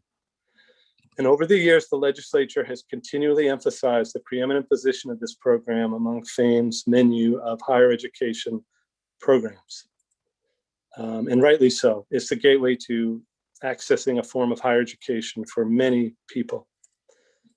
During the last legislature, thanks to you, thanks to the governor, additional funding was approved to target Maine adult learners through this program so they may return to school, complete their credentials, and participate meaningfully in the economy. And we're happy to say it was very popular and well utilized. Over 1,300 adult learners benefited the first year of the program. Targeting Maine state grant dollars to adults returning to complete a credential of value aligns with the state's goal, first articulated by the Maine Spark Coalition, of helping 63,200 adults attain a credential of value by 2025. This is essential. Another program funded through this line of the budget is the Educators for Maine program. This is a merit-based forgivable loan of no less than $3,000 for Maine undergrad students and no less than $2,000 for Maine graduate students, annually pursuing initial certification as a teacher, including speech pathology or a career in early childhood education. Loans are forgiven if the student teaches or serves as one of these eligible categories in an eligible school, elementary or secondary, or at a quality childcare program in the state. The program currently funds about 40 new loans and approximately 75 renewals per year. Next, the Maine Health Professions Loan Program. It's also a part of this budget line. The program features a repayable loan of up to $25,000 per year for Maine residents pursuing postgraduate schooling in medical, dental, or veterinary education. The loan provides a 0% interest rate incentive to encourage recipients to practice primary care medicine or dentistry in underserved areas of the state. Another program funded is the Maine Veterinary Medicine Loan Program. This is a need-based forgivable loan for large animal veterinary students only, enrolled in a program leading to a Doctor of Veterinary Medicine degree. Loans in the amount of $25,000 annually are available to students, and by statute, we may select no more than 2 new recipients per year. Finally, the Doctors for Maine's Future Scholarship Program provides a tuition subsidy of 50% of the cost of attendance annually, up to a maximum of $25,000 per student annually for eligible students who enter a qualifying Maine-based medical school program. And there are 2 in the state. For each student funded with a Doctors for Maine's Future Scholarship, the participating medical schools fund an additional scholarship on similar terms. The program has a 1-to-1 match ratio. The goal of the program is to increase the number of physicians in the state who practice in primary care, underserved specialties, or underserved areas of Maine. The Maine Medical Center Tufts University Medical School and the University of New England College of Osteopathic Medicine participate in the program. $400 of the appropriation will be used to help fund this program. In closing, we're grateful for the governor's funding proposal for our student financial assistance programs and for the flat funding recommendations for the other programs and pass-through money. We understand what a difficult time it is and what a tough budget you're facing. So we know you face difficult choices, and we wish you the best of work in your deliberations. And I'd be happy to answer questions at any time. Thank you. Thank you, Mr. Norbert. Any questions for Mr. Norbert from any of the committee members?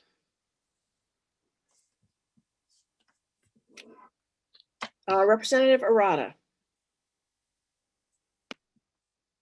Thank you, Madam Chair. For the Foreign Credit and Skills Revolving Loan Program, how long do people have to repay that, and what percentage of those loans go into default? So I will look and get back to you on how long they have to repay them. And 0 loans have gone into default because 0 loans have been made. The program is relatively new, and our outreach with the various stakeholders who were promoting this program indicates that the delay in interest has been because of some changes at the federal level when it comes to requirements for work visas, work permits, and thus folks were waiting for that to happen. So I wish I could give you more information, but we're looking forward to operating it. I can certainly tell you how long they have to repay the loan. As you can see, it's a very modest loan. I don't know whether it's a year or multiple years. Okay, thank you. I have another question, if that's okay. Sure. Okay. The okay, with the University of Maine and the Maine community colleges being remote, it seems that students wouldn't be able to get their credentials that that you talked about. So have you had refunds or anything like that to the Maine State Grant Program because of COVID? Yeah, so I think if I understand your question correctly, Representative, yes, some folks have made a decision at the last minute to not attend for that semester or to drop out. And what happens in that case is the money is simply used for another student who could benefit from it, who didn't get a grant initially at the start of the semester. Does that help you?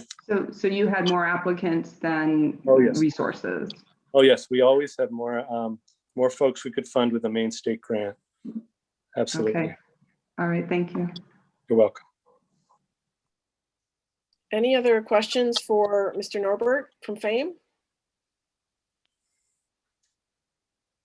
I am not seeing any. So I will thank you very much for coming. Thank you for having me. Okay. We are now going to move on to our last department for the day.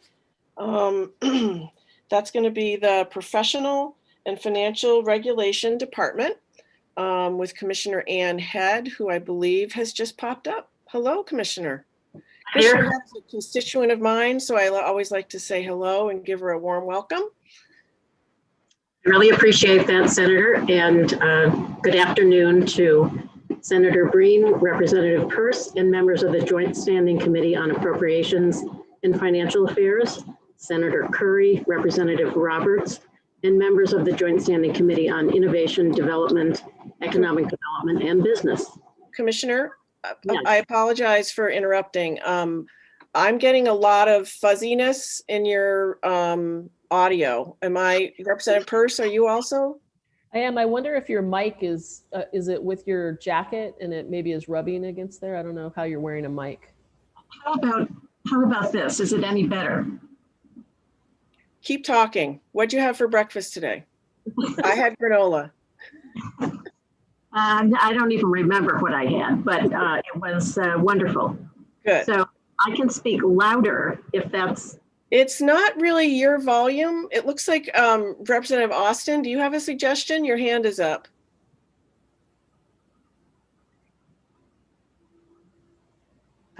Commissioner Head sounded that way. I think it was yesterday, and it sounds like an ultrasound. I don't want to scare her, but that's all I could think of was a ultrasound with the baby's heartbeat. I think Representative Peirce might be. Do you have headphones on? Commissioner? I do not. No, I don't. No. Okay. Well, let's just keep moving along and we'll see how it goes. I'm so sorry. I have ordered a different set of microphones. I don't know what, I'm not good at technology and I just keep. Understood. I do think when you turn your head a little bit to your left, I think it does seem a little better. I don't know why. No, the other way. The other way. Okay. All right. Thank you so much for that. Thank you. I'm sorry it's so challenging. No problem. Let's see. My name is Ann Head. I am the Commissioner of the Department of Professional and Financial Regulation. I'm here today to testify in support of the biennial budget, LD 221. As Governor Mills said, at a time when Maine people are hurting, when small businesses are struggling to keep their doors open, when the ranks of the unemployed have swelled, and when we are fighting a deadly virus all around us, we are proposing balanced budgets as required by the Constitution that continue efficiencies and good fiscal management. With a future made unpredictable due to the ongoing pandemic, these budgets make good on the promise of government, which is to protect and support the well-being of our people and institutions. I'm pleased today to present information to both committees regarding the governor's biennial budget request for this department. I call it DPFR. The Administrative Services Division is part of our department, the Office of Professional and Financial Regulation, and the Board of Licensure for Professional Engineers, one of 6 licensing programs affiliated with the department. The term affiliated indicates that these licensing programs have a statutory connection to the department through the budget process. Affiliated boards have their own staffs, and each board develops its own budget under the general oversight of the department. We're going to make this just as confusing as we possibly can as I go through this, because there's a maze here. In addition to the 3 programs I'm going to be discussing today, there are 4 financial services agencies within the department and 5 affiliated boards under the oversight of the Joint Standing Committee on Health Coverage, Insurance, and Financial Services. These are the Bureau of Insurance, financial institutions, consumer credit protection, the Office of Securities, the Board of Licensure and Medicine, the Board of Nursing, the Board of Optometry, dental practice, and osteopathic licensure. Budget information on these programs will be presented to the HCIFS committee later in these discussions. As a whole, DPFR is charged with the important role of protecting health, safety, and welfare of citizens of Maine through the regulation of state-chartered financial institutions, the insurance industry, grantors of consumer credit, the securities industry, and numerous professions and occupations providing services to the public through licensing, examination, and auditing activities by conducting programs aimed at increasing voluntary compliance with state laws, by investigating possible violations of law, and by undertaking enforcement actions when necessary. By encouraging the development of sound ethical businesses which serve the needs of Maine citizens, the department fosters a healthy business environment through competent, impartial, and efficient regulation. It is important to note that our budget contains no general fund appropriations or initiatives. This department is funded exclusively with dedicated revenue and relies on other special revenue funds as the sole source of revenue to fund all department operations. I'll begin with the first agency, Administrative Services Division, on pages A420 and 421. ASD, as we call it, which includes the Commissioner's Office, provides overall and management administrative oversight for the department's 5 regulatory agencies and 6 affiliated boards in the areas of policy development, legislative support, technology services, accounting, budgeting, facility management, personnel, and information management, centralized functions to ensure efficient operations and compliance with statutory and public service responsibilities. The division is supported by other special revenue funds transferred from the agencies and boards within and affiliated with the department, and has a small federal expenditures fund allocation. The baseline budget request for this program provides funding to continue administrative support for the department. This is where it gets complicated. This program has 4 initiatives. The first 3 initiatives relate to one of the agencies that will be reviewed later on before the HCIFS committee, and that is the Consumer Credit Protection Bureau. The link between BCCP and this Administrative Services Division is that there are certain transfers that ASD takes care of. So they're in ASD in terms of the budget, but they really relate to one of the 5 agencies within the department, if you can follow that. The first 3 relate to the reorganization of the Bureau of Consumer Credit Protection, which includes the establishment of 3 new positions in fiscal year 2022 and 2 additional positions in FY 2023. I will be outlining these initiatives and the reorganization in more detail when I present the Bureau's budget on March 2nd. The portion of the request in other special revenue funds allocation of $7,419 in fiscal 22 and $12,366 in fiscal year 23 in ASD is for the procurement of technology services to support the new positions in the Bureau of Consumer Credit Protection. The final initiative reduces all other allocation by $95,000 in fiscal 22 and almost $98,000 in fiscal 23. This reflects a decrease in the cost of products and services provided by Maine IT.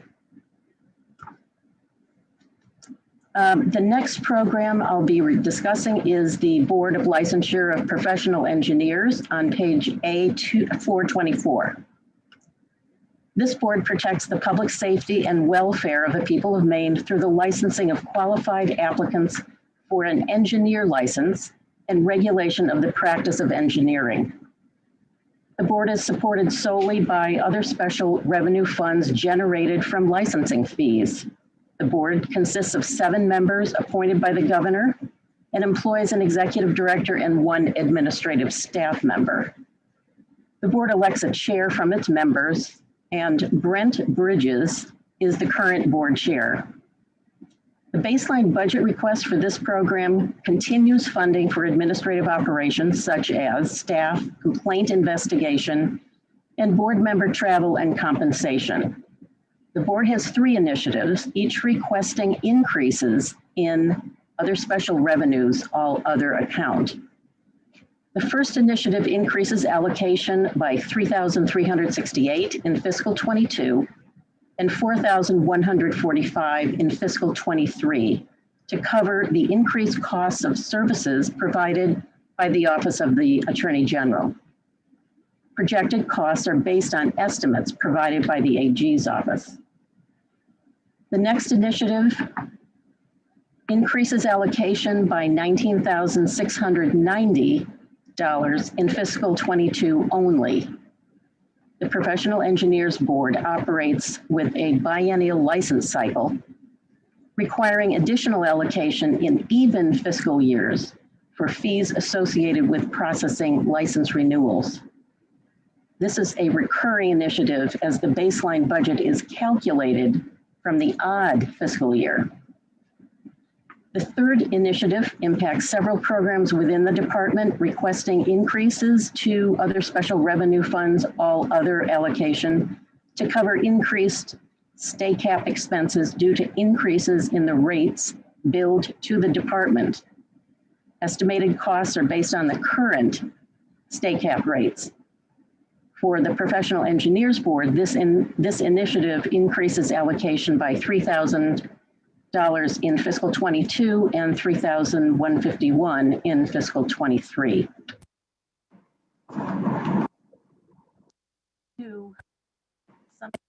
Licensing and enforcement, which is really the Office of Professional and Occupational Regulation. On page A427 is an umbrella agency for 37 professional and occupational regulatory programs. The office protects the public from unqualified, incompetent, and unethical practitioners through licensure, establishment of practice standards, inspection, complaint investigation, and when warranted, imposition of professional discipline. Full-time staff and board members appointed by the governor implement license qualifications determined by the legislature. They set standards of practice and ethical behavior and assist in conducting disciplinary proceedings. The program is funded with other special revenue funds, primarily from license fees. The baseline budget request for this program is a consolidation of the budget request for the 37 individual programs and provides other special revenue funds allocation for shared administrative operations such as administrative staff, complaint investigation, rent, lease expenses, as well as providing funding for program-specific needs such as inspection staff and rulemaking. The program has 2 initiatives. The first initiative requests $308,643 increase annually to other special revenue, all other allocation, for the Board of Real Estate Appraisers to implement requirements of the Dodd-Frank Wall Street Report and Consumer Protection Act from several years ago, to be applied by participating states in the registration and supervision of appraisal management companies, AMCs, requiring the board to collect fees from AMCs based on the number of appraisals assigned during a specific time period and pay those fees to the National Registry. This initiative includes projected increase to revenue that is then offset, will then offset expenses. It's basically a pass-through. The second initiative is providing $7,857 in allocation in fiscal 22 and $43,140 in FY 23 for increased state cap expenses. A portion of the increase has been offset with reductions in other areas. The higher amount in the second year is due to higher AAG and payroll expense in fiscal 23. Higher AG costs means that state cap expenses are higher in the second year, and we are not able to offset as much of the increase. One of the programs in OPOR is the Manufactured Housing Board, which has a separate budget account. The last program is the Manufactured Housing Board on A2429, one of the 37 programs in OPOR. This program receives a small federal expenditures fund, all other allocation, allocating federal funds to enforce federal manufacturing and housing installation specifications for manufactured homes. This concludes my testimony in support of the governor's biennial budget request. I thank you for your time and attention, and I will be happy to answer any questions, and I apologize for my sound issues. Thank you very much, Commissioner. We did manage to hear it, so all is well. Any questions for either committee, from either committee for Commissioner Head?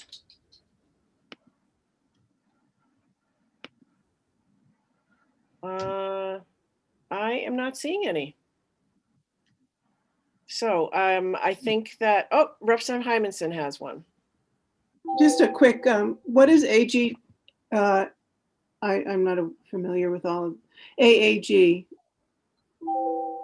It's short for Assistant Attorney General. Oh, I see. Okay, thank you. Program. Any other questions for Commissioner Head? Not seeing any, so I think we will see you again next week. Right. Thank you so much. I appreciate your time. Thank you for joining us. We appreciate it too. I just want to check in with my co-chair and my analyst to make sure that this in fact concludes our testimony for today. Except for our attendees, but yes. Oh, right, but we do need our public testimony. All right, so I have 4 folks in the queue for public testimony, and I'm going to go in order: Brianna Philbrick, Greg Paxton, Katie Fulham Harris, and then Molly Woodward. So when you arrive, if you could just give us a little hello so your voice activates and we can find your square and make sure that we can hear you, that would be great. So Brianna, I'm going to move you over now, over from attendee to panelist.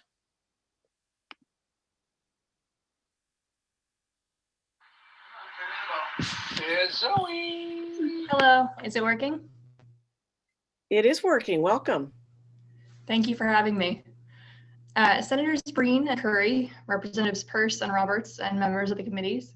My name is Brianna Philbrick, and I'm here to testify in opposition to the proposed cut to the Doctors from Maine's Future Scholarship Program. I testify today as a resident physician, a Maine Track alumnus, and a recipient of the Doctors from Maine's Future Scholarship. In order to describe the many ways that this funding has helped me, I feel it is important to explain my background. I am originally from Brewer, Maine. I am the proud daughter of a registered nurse and the granddaughter of a social worker. At the age of 5, I can actually remember attending a few of my mom's college lectures at Huston University.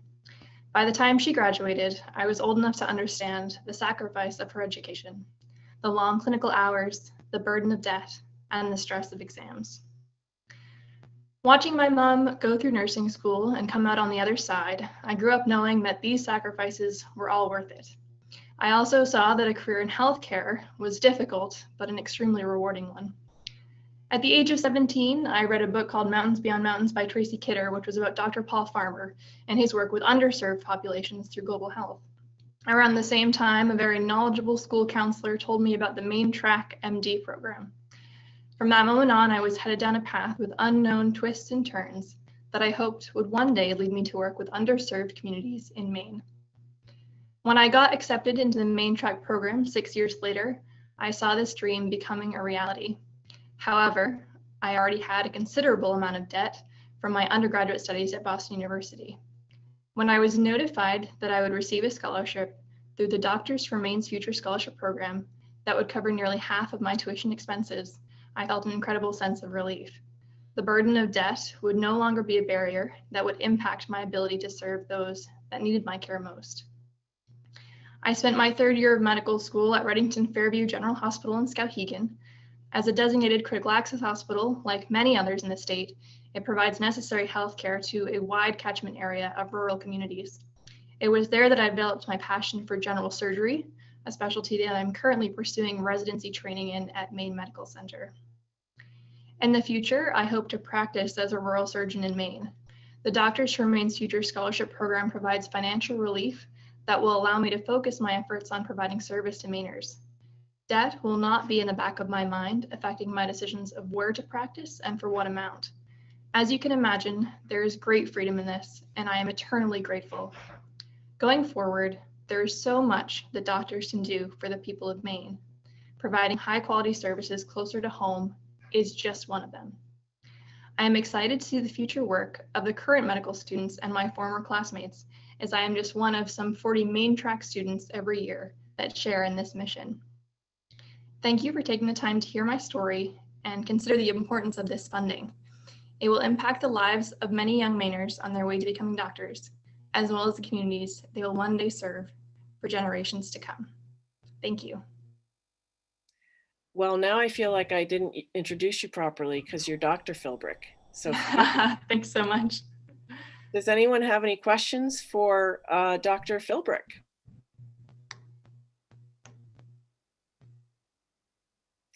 I am not seeing any. So I'm sure you have a super busy schedule, and we are very thankful that you were able to wait and join us today and take some time out of your schedule. Thank you. Thank you so much, Senator Breen. Next, we have Greg Paxton, and I will move Greg over to the panelist. And if you would give us a little hello, Greg, that would be great.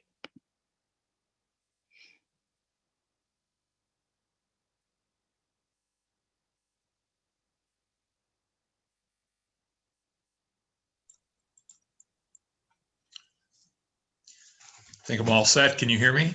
We sure can. Thank you. Welcome. Thank you very much, Senator Breen, Representative Peirce, and members of the Committee on Appropriations and Financial Affairs. I'm Greg Paxton, and I'm Executive Director of Maine Preservation.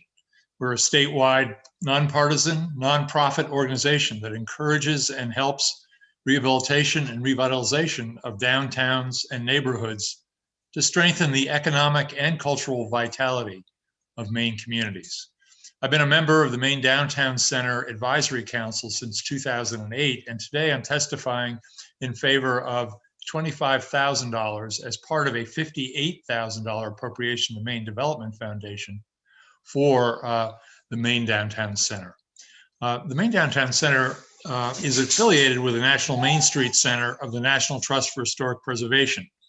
Since 1980, this program has been the nation's lead. My dog is testifying too, I'm sorry. Since 1980, this program has been the nation's leading downtown revitalization program, with over 2,200 communities using the strategies to revitalize and strengthen the economic vitality of their towns. In Maine, 26 communities are participating in this program, which continues to show great success. In fact, communities that use this program's historic tagline, which is economic development in the context of historic preservation, have been successful throughout the country as well as throughout Maine. In communities like Biddeford, Norway, and Augusta, the clear, tangible results of millions of dollars of investment in rehabilitating downtown buildings clearly shows the impact of this program and strategies. For example, in Biddeford, using historic tax credits, $110 million has been invested in the last 10 years in support of revitalization. In Augusta, $31 million has been invested. So these are very substantial amounts of investment.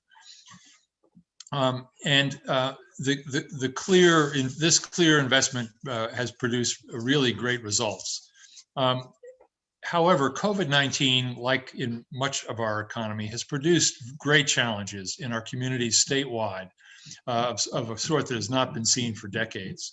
The Maine Downtown Center is regularly convening these communities to discuss strategies and tactics and learn from each other and work on the ground to support businesses that are and helping to sustain vitality through this challenging time. Frankly, the $25,000 requested is not nearly enough to support the critical activities of the Maine Downtown Center for its 26 communities during this challenging period. Maine Preservation is strongly and unreservedly supportive of this appropriation, and we hope you'll continue to support the state of Maine for the support of the state of Maine for this great and critical program. And thank you for your attention. I'm happy to answer any questions. Thank you, Mr. Paxton. Any questions for Mr. Paxton or his canine companion? I couldn't resist. Our little 8-pound puppy is now 80 pounds in 9 months. Oh, so. Congratulations. Yeah, I think. Any questions for Mr. Paxton? Not seeing any. So thank you very much for joining us. We really appreciate it. Thank you, Senator, and thank you for all your work in these difficult times as well. Sure thing. Next, we have Katie Fulham Harris. So I will move her over to panelist.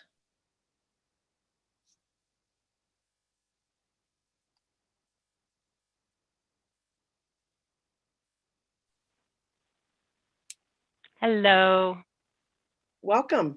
Thank you, Senator Breen, Representative Peirce. I don't know if Senator Curry is on or Representative Roberts. I didn't see them, but my name is Katie Fulham Harris, and I am here to testify in opposition to the Doctors for Maine's future cut in the FAME budget. As things happen now with our new world of virtual world, we're not able to identify who's going to go when. So I'm going to provide some of the context for Dr. Philbrook's excellent testimony. She talked about the personal impact of the Doctors for Maine's future program. And I'll talk a little bit more about the context, which is more than a decade ago, and as part of our vision of working together so our communities are the healthiest in America, Maine Health recognized the opportunity to fill what we saw as a major workforce gap by developing a state-specific program to train future physicians. And at the time, Maine was ranked 49th in the rate of students attending all allopathic medical schools in the US. And that was in part because we have no state-sponsored medical school of our own. Maine Health's academic teaching hospital, Maine Medical Center, found an innovative partner in Tufts, and the Maine Track program was founded. And its focus is really specifically on rural healthcare. You heard Dr. Philbrook speak to her work in Skowhegan, and we ensure that the curriculum ensures that students understand all of the unique aspects of serving the vulnerable populations of rural Maine. In addition to the unique curriculum, the Maine Track program also guarantees 20 scholarships annually to students with strong ties to Maine, to help defray the massive debts that often cause those students to pursue higher paying specialties over primary care. And from the program's inception, 8 of these scholarships each year have come through the public-private partnership that was passed by the 124th legislature, called the Doctors for Maine's Future program, which is limited to medical school students with close ties to Maine who attend medical school in Maine, so UNE and the Maine Track program through Tufts. In turn, the medical schools are required to provide one-for-one matches for each scholarship. So we double the number of students who are able to participate, and it's a great bang for the state's buck. This partnership between the schools and the state has proven incredibly successful, and over 56% of the Doctors for Maine's Future scholars who have completed their training and are now practicing in Maine, and 40 of them are Maine Track graduates. The Doctors for Maine's Future scholarships really help to reduce the debt burden to Maine students. The average student is graduating with over $200,000 in debt, and it provides them with an opportunity to stay in Maine and choose primary care or other lower paying specialties. So, and it's working. According to the American Association of Medical Colleges, Maine saw a 12.2% increase in matriculants to medical school between 2019 and 2020, which was by far the highest percentage increase in New England. The program's making a difference. It's a wonderful public-private investment that Maine really can't afford not to make. So I appreciate your time. Thank you. And I would be very happy to answer any questions. Thank you very much. Looks like Representative Arata has a question for you. Thank you, Madam Chair. I guess one thing that concerns me about this program is that it only applies to 2 schools, one of which does not even offer an MD program. Can you speak to that at all? I mean, is there any chance of expanding this program to other medical schools? Because not all students from Maine are going to get into Tufts or University of New England. No, that's a very good point, Representative Arata. When we formed this program with the state back in 2009, it was really intended to ensure that we were identifying the students who are most likely to stay in Maine to do their work after they graduate, and therefore the focus was on Maine schools. We know that students are more likely to stay in the locations in which they go to school and do their residencies. So the focus was on the 2 programs that are in Maine. That was the intent at that point in time. It's proving to be very successful. So I think that's the rationale for it. Okay, thank you for the explanation. Any other questions for Katie Fulham Harris? All right. Thank you very much for joining us today and for hanging in there while we did our work and had you folks waiting. We appreciate it. Well, thank you very much. We appreciate it. Bye-bye. Bye now. Lastly, we have Molly Woodward. So I will move her over to panelist.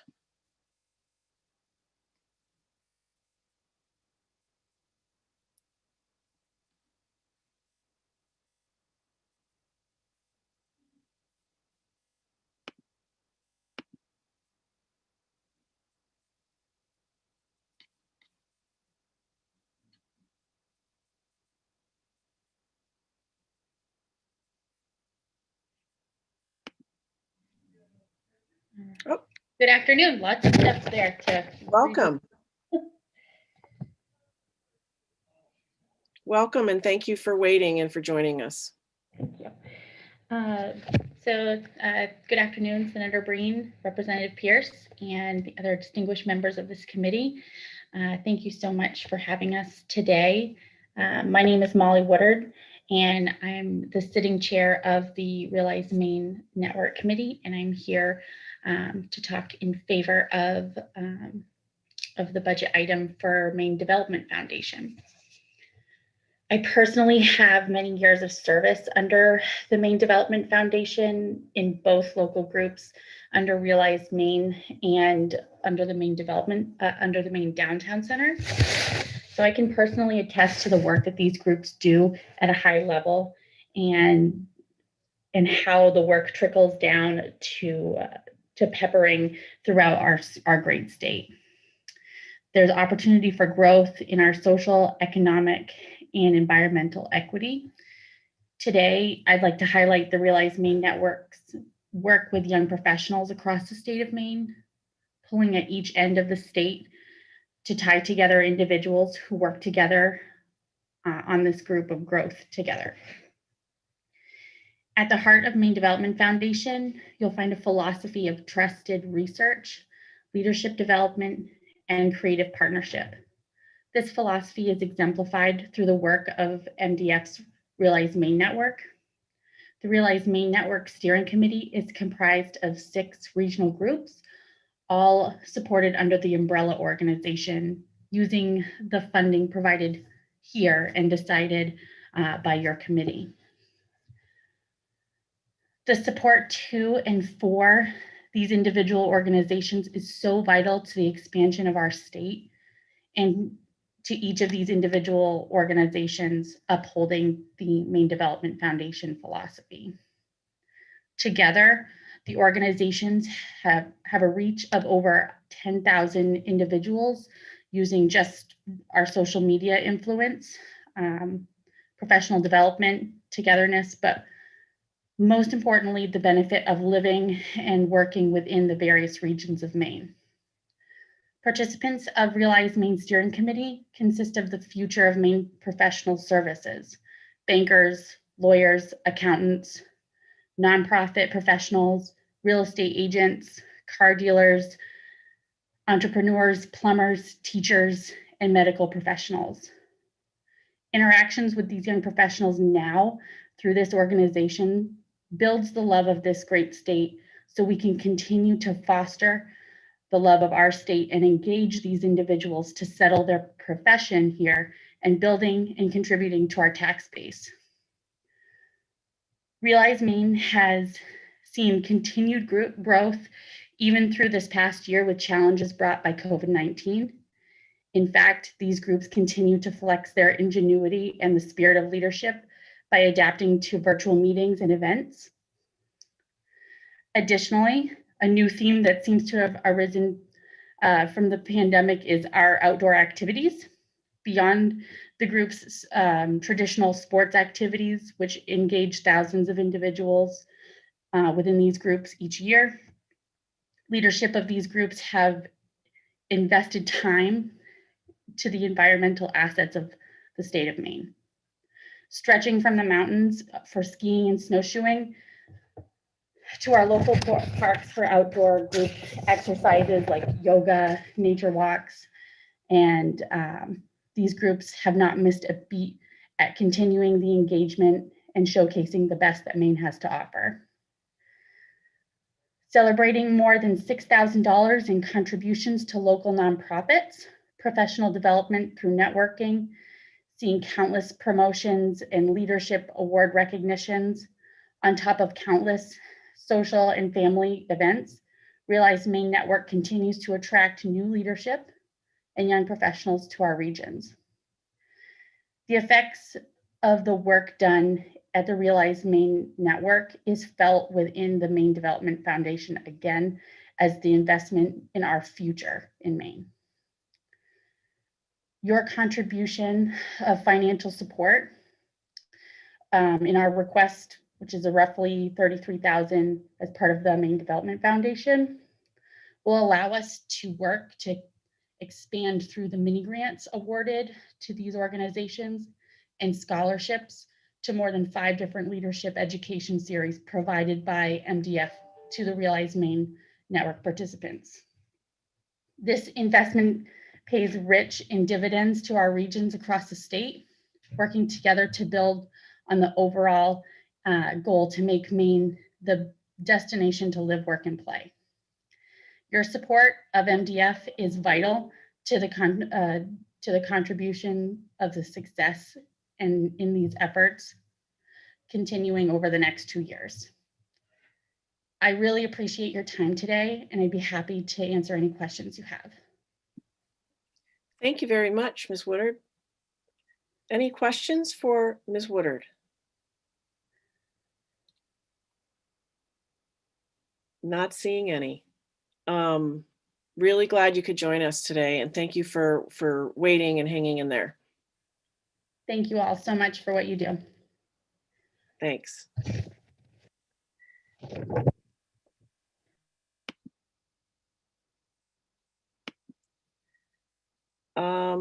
That is the end of the list for public testimony for today.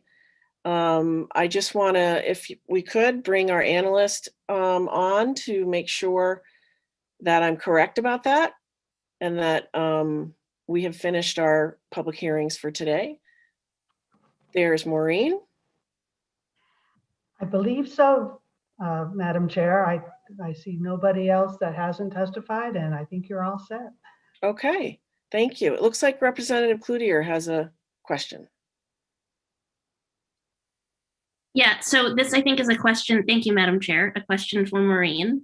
On our agenda for today, it has the Maine Rural Development Authority on there, but I didn't find it in the budget binder and we didn't get any presentation on it. And so I'm just wondering I if believe that was a that typo and I don't need to worry about it. That may very well be one of several ghost programs that somehow I don't get out of the previous budget when I bring it, or previous agendas. So I'm going to send out, actually, there's a whole bunch of those in agriculture. So I'm going to be sending out a new week 3 that removes those. But they haunt me for my whole career. Well, I'm sorry about that, but thank you for the explanation. All right, so IDEA folks, we look forward to your report back and appreciate you joining us today. And I think we'll have IDEA folks sign off and leave the meeting and ask appropriations folks to stay on just so we can give a little preview of tomorrow. So tomorrow we don't convene for a public hearing until 1 o'clock, and we will be joined at 1 o'clock by the Labor and Housing Committee, and we'll hear from a number of other, we'll hear from the Department of Labor and Housing Authority, Retirement System, another few entities for tomorrow afternoon, and that will wrap up our hearings. Oh no, it won't, because we're going to go to Friday. We're going to hear transportation. No, we're going to hear transportation at 3:30 tomorrow. And just as a preview, I don't think it's going to be Maine PERS that will be testifying on those issues. DAFs will take those over. So obviously they'll be covered, but they'll be covered by DAFs. Okay. So hopefully from 1 to 3:30, we'll cover those labor and housing items. And then at 3:30, we'll start with transportation. I understand from Senator Diamond that they have a pretty full agenda tomorrow, so we might not get a huge number of attendants from them, but we look forward to whoever can come. So any questions from any members before we sign off for this afternoon?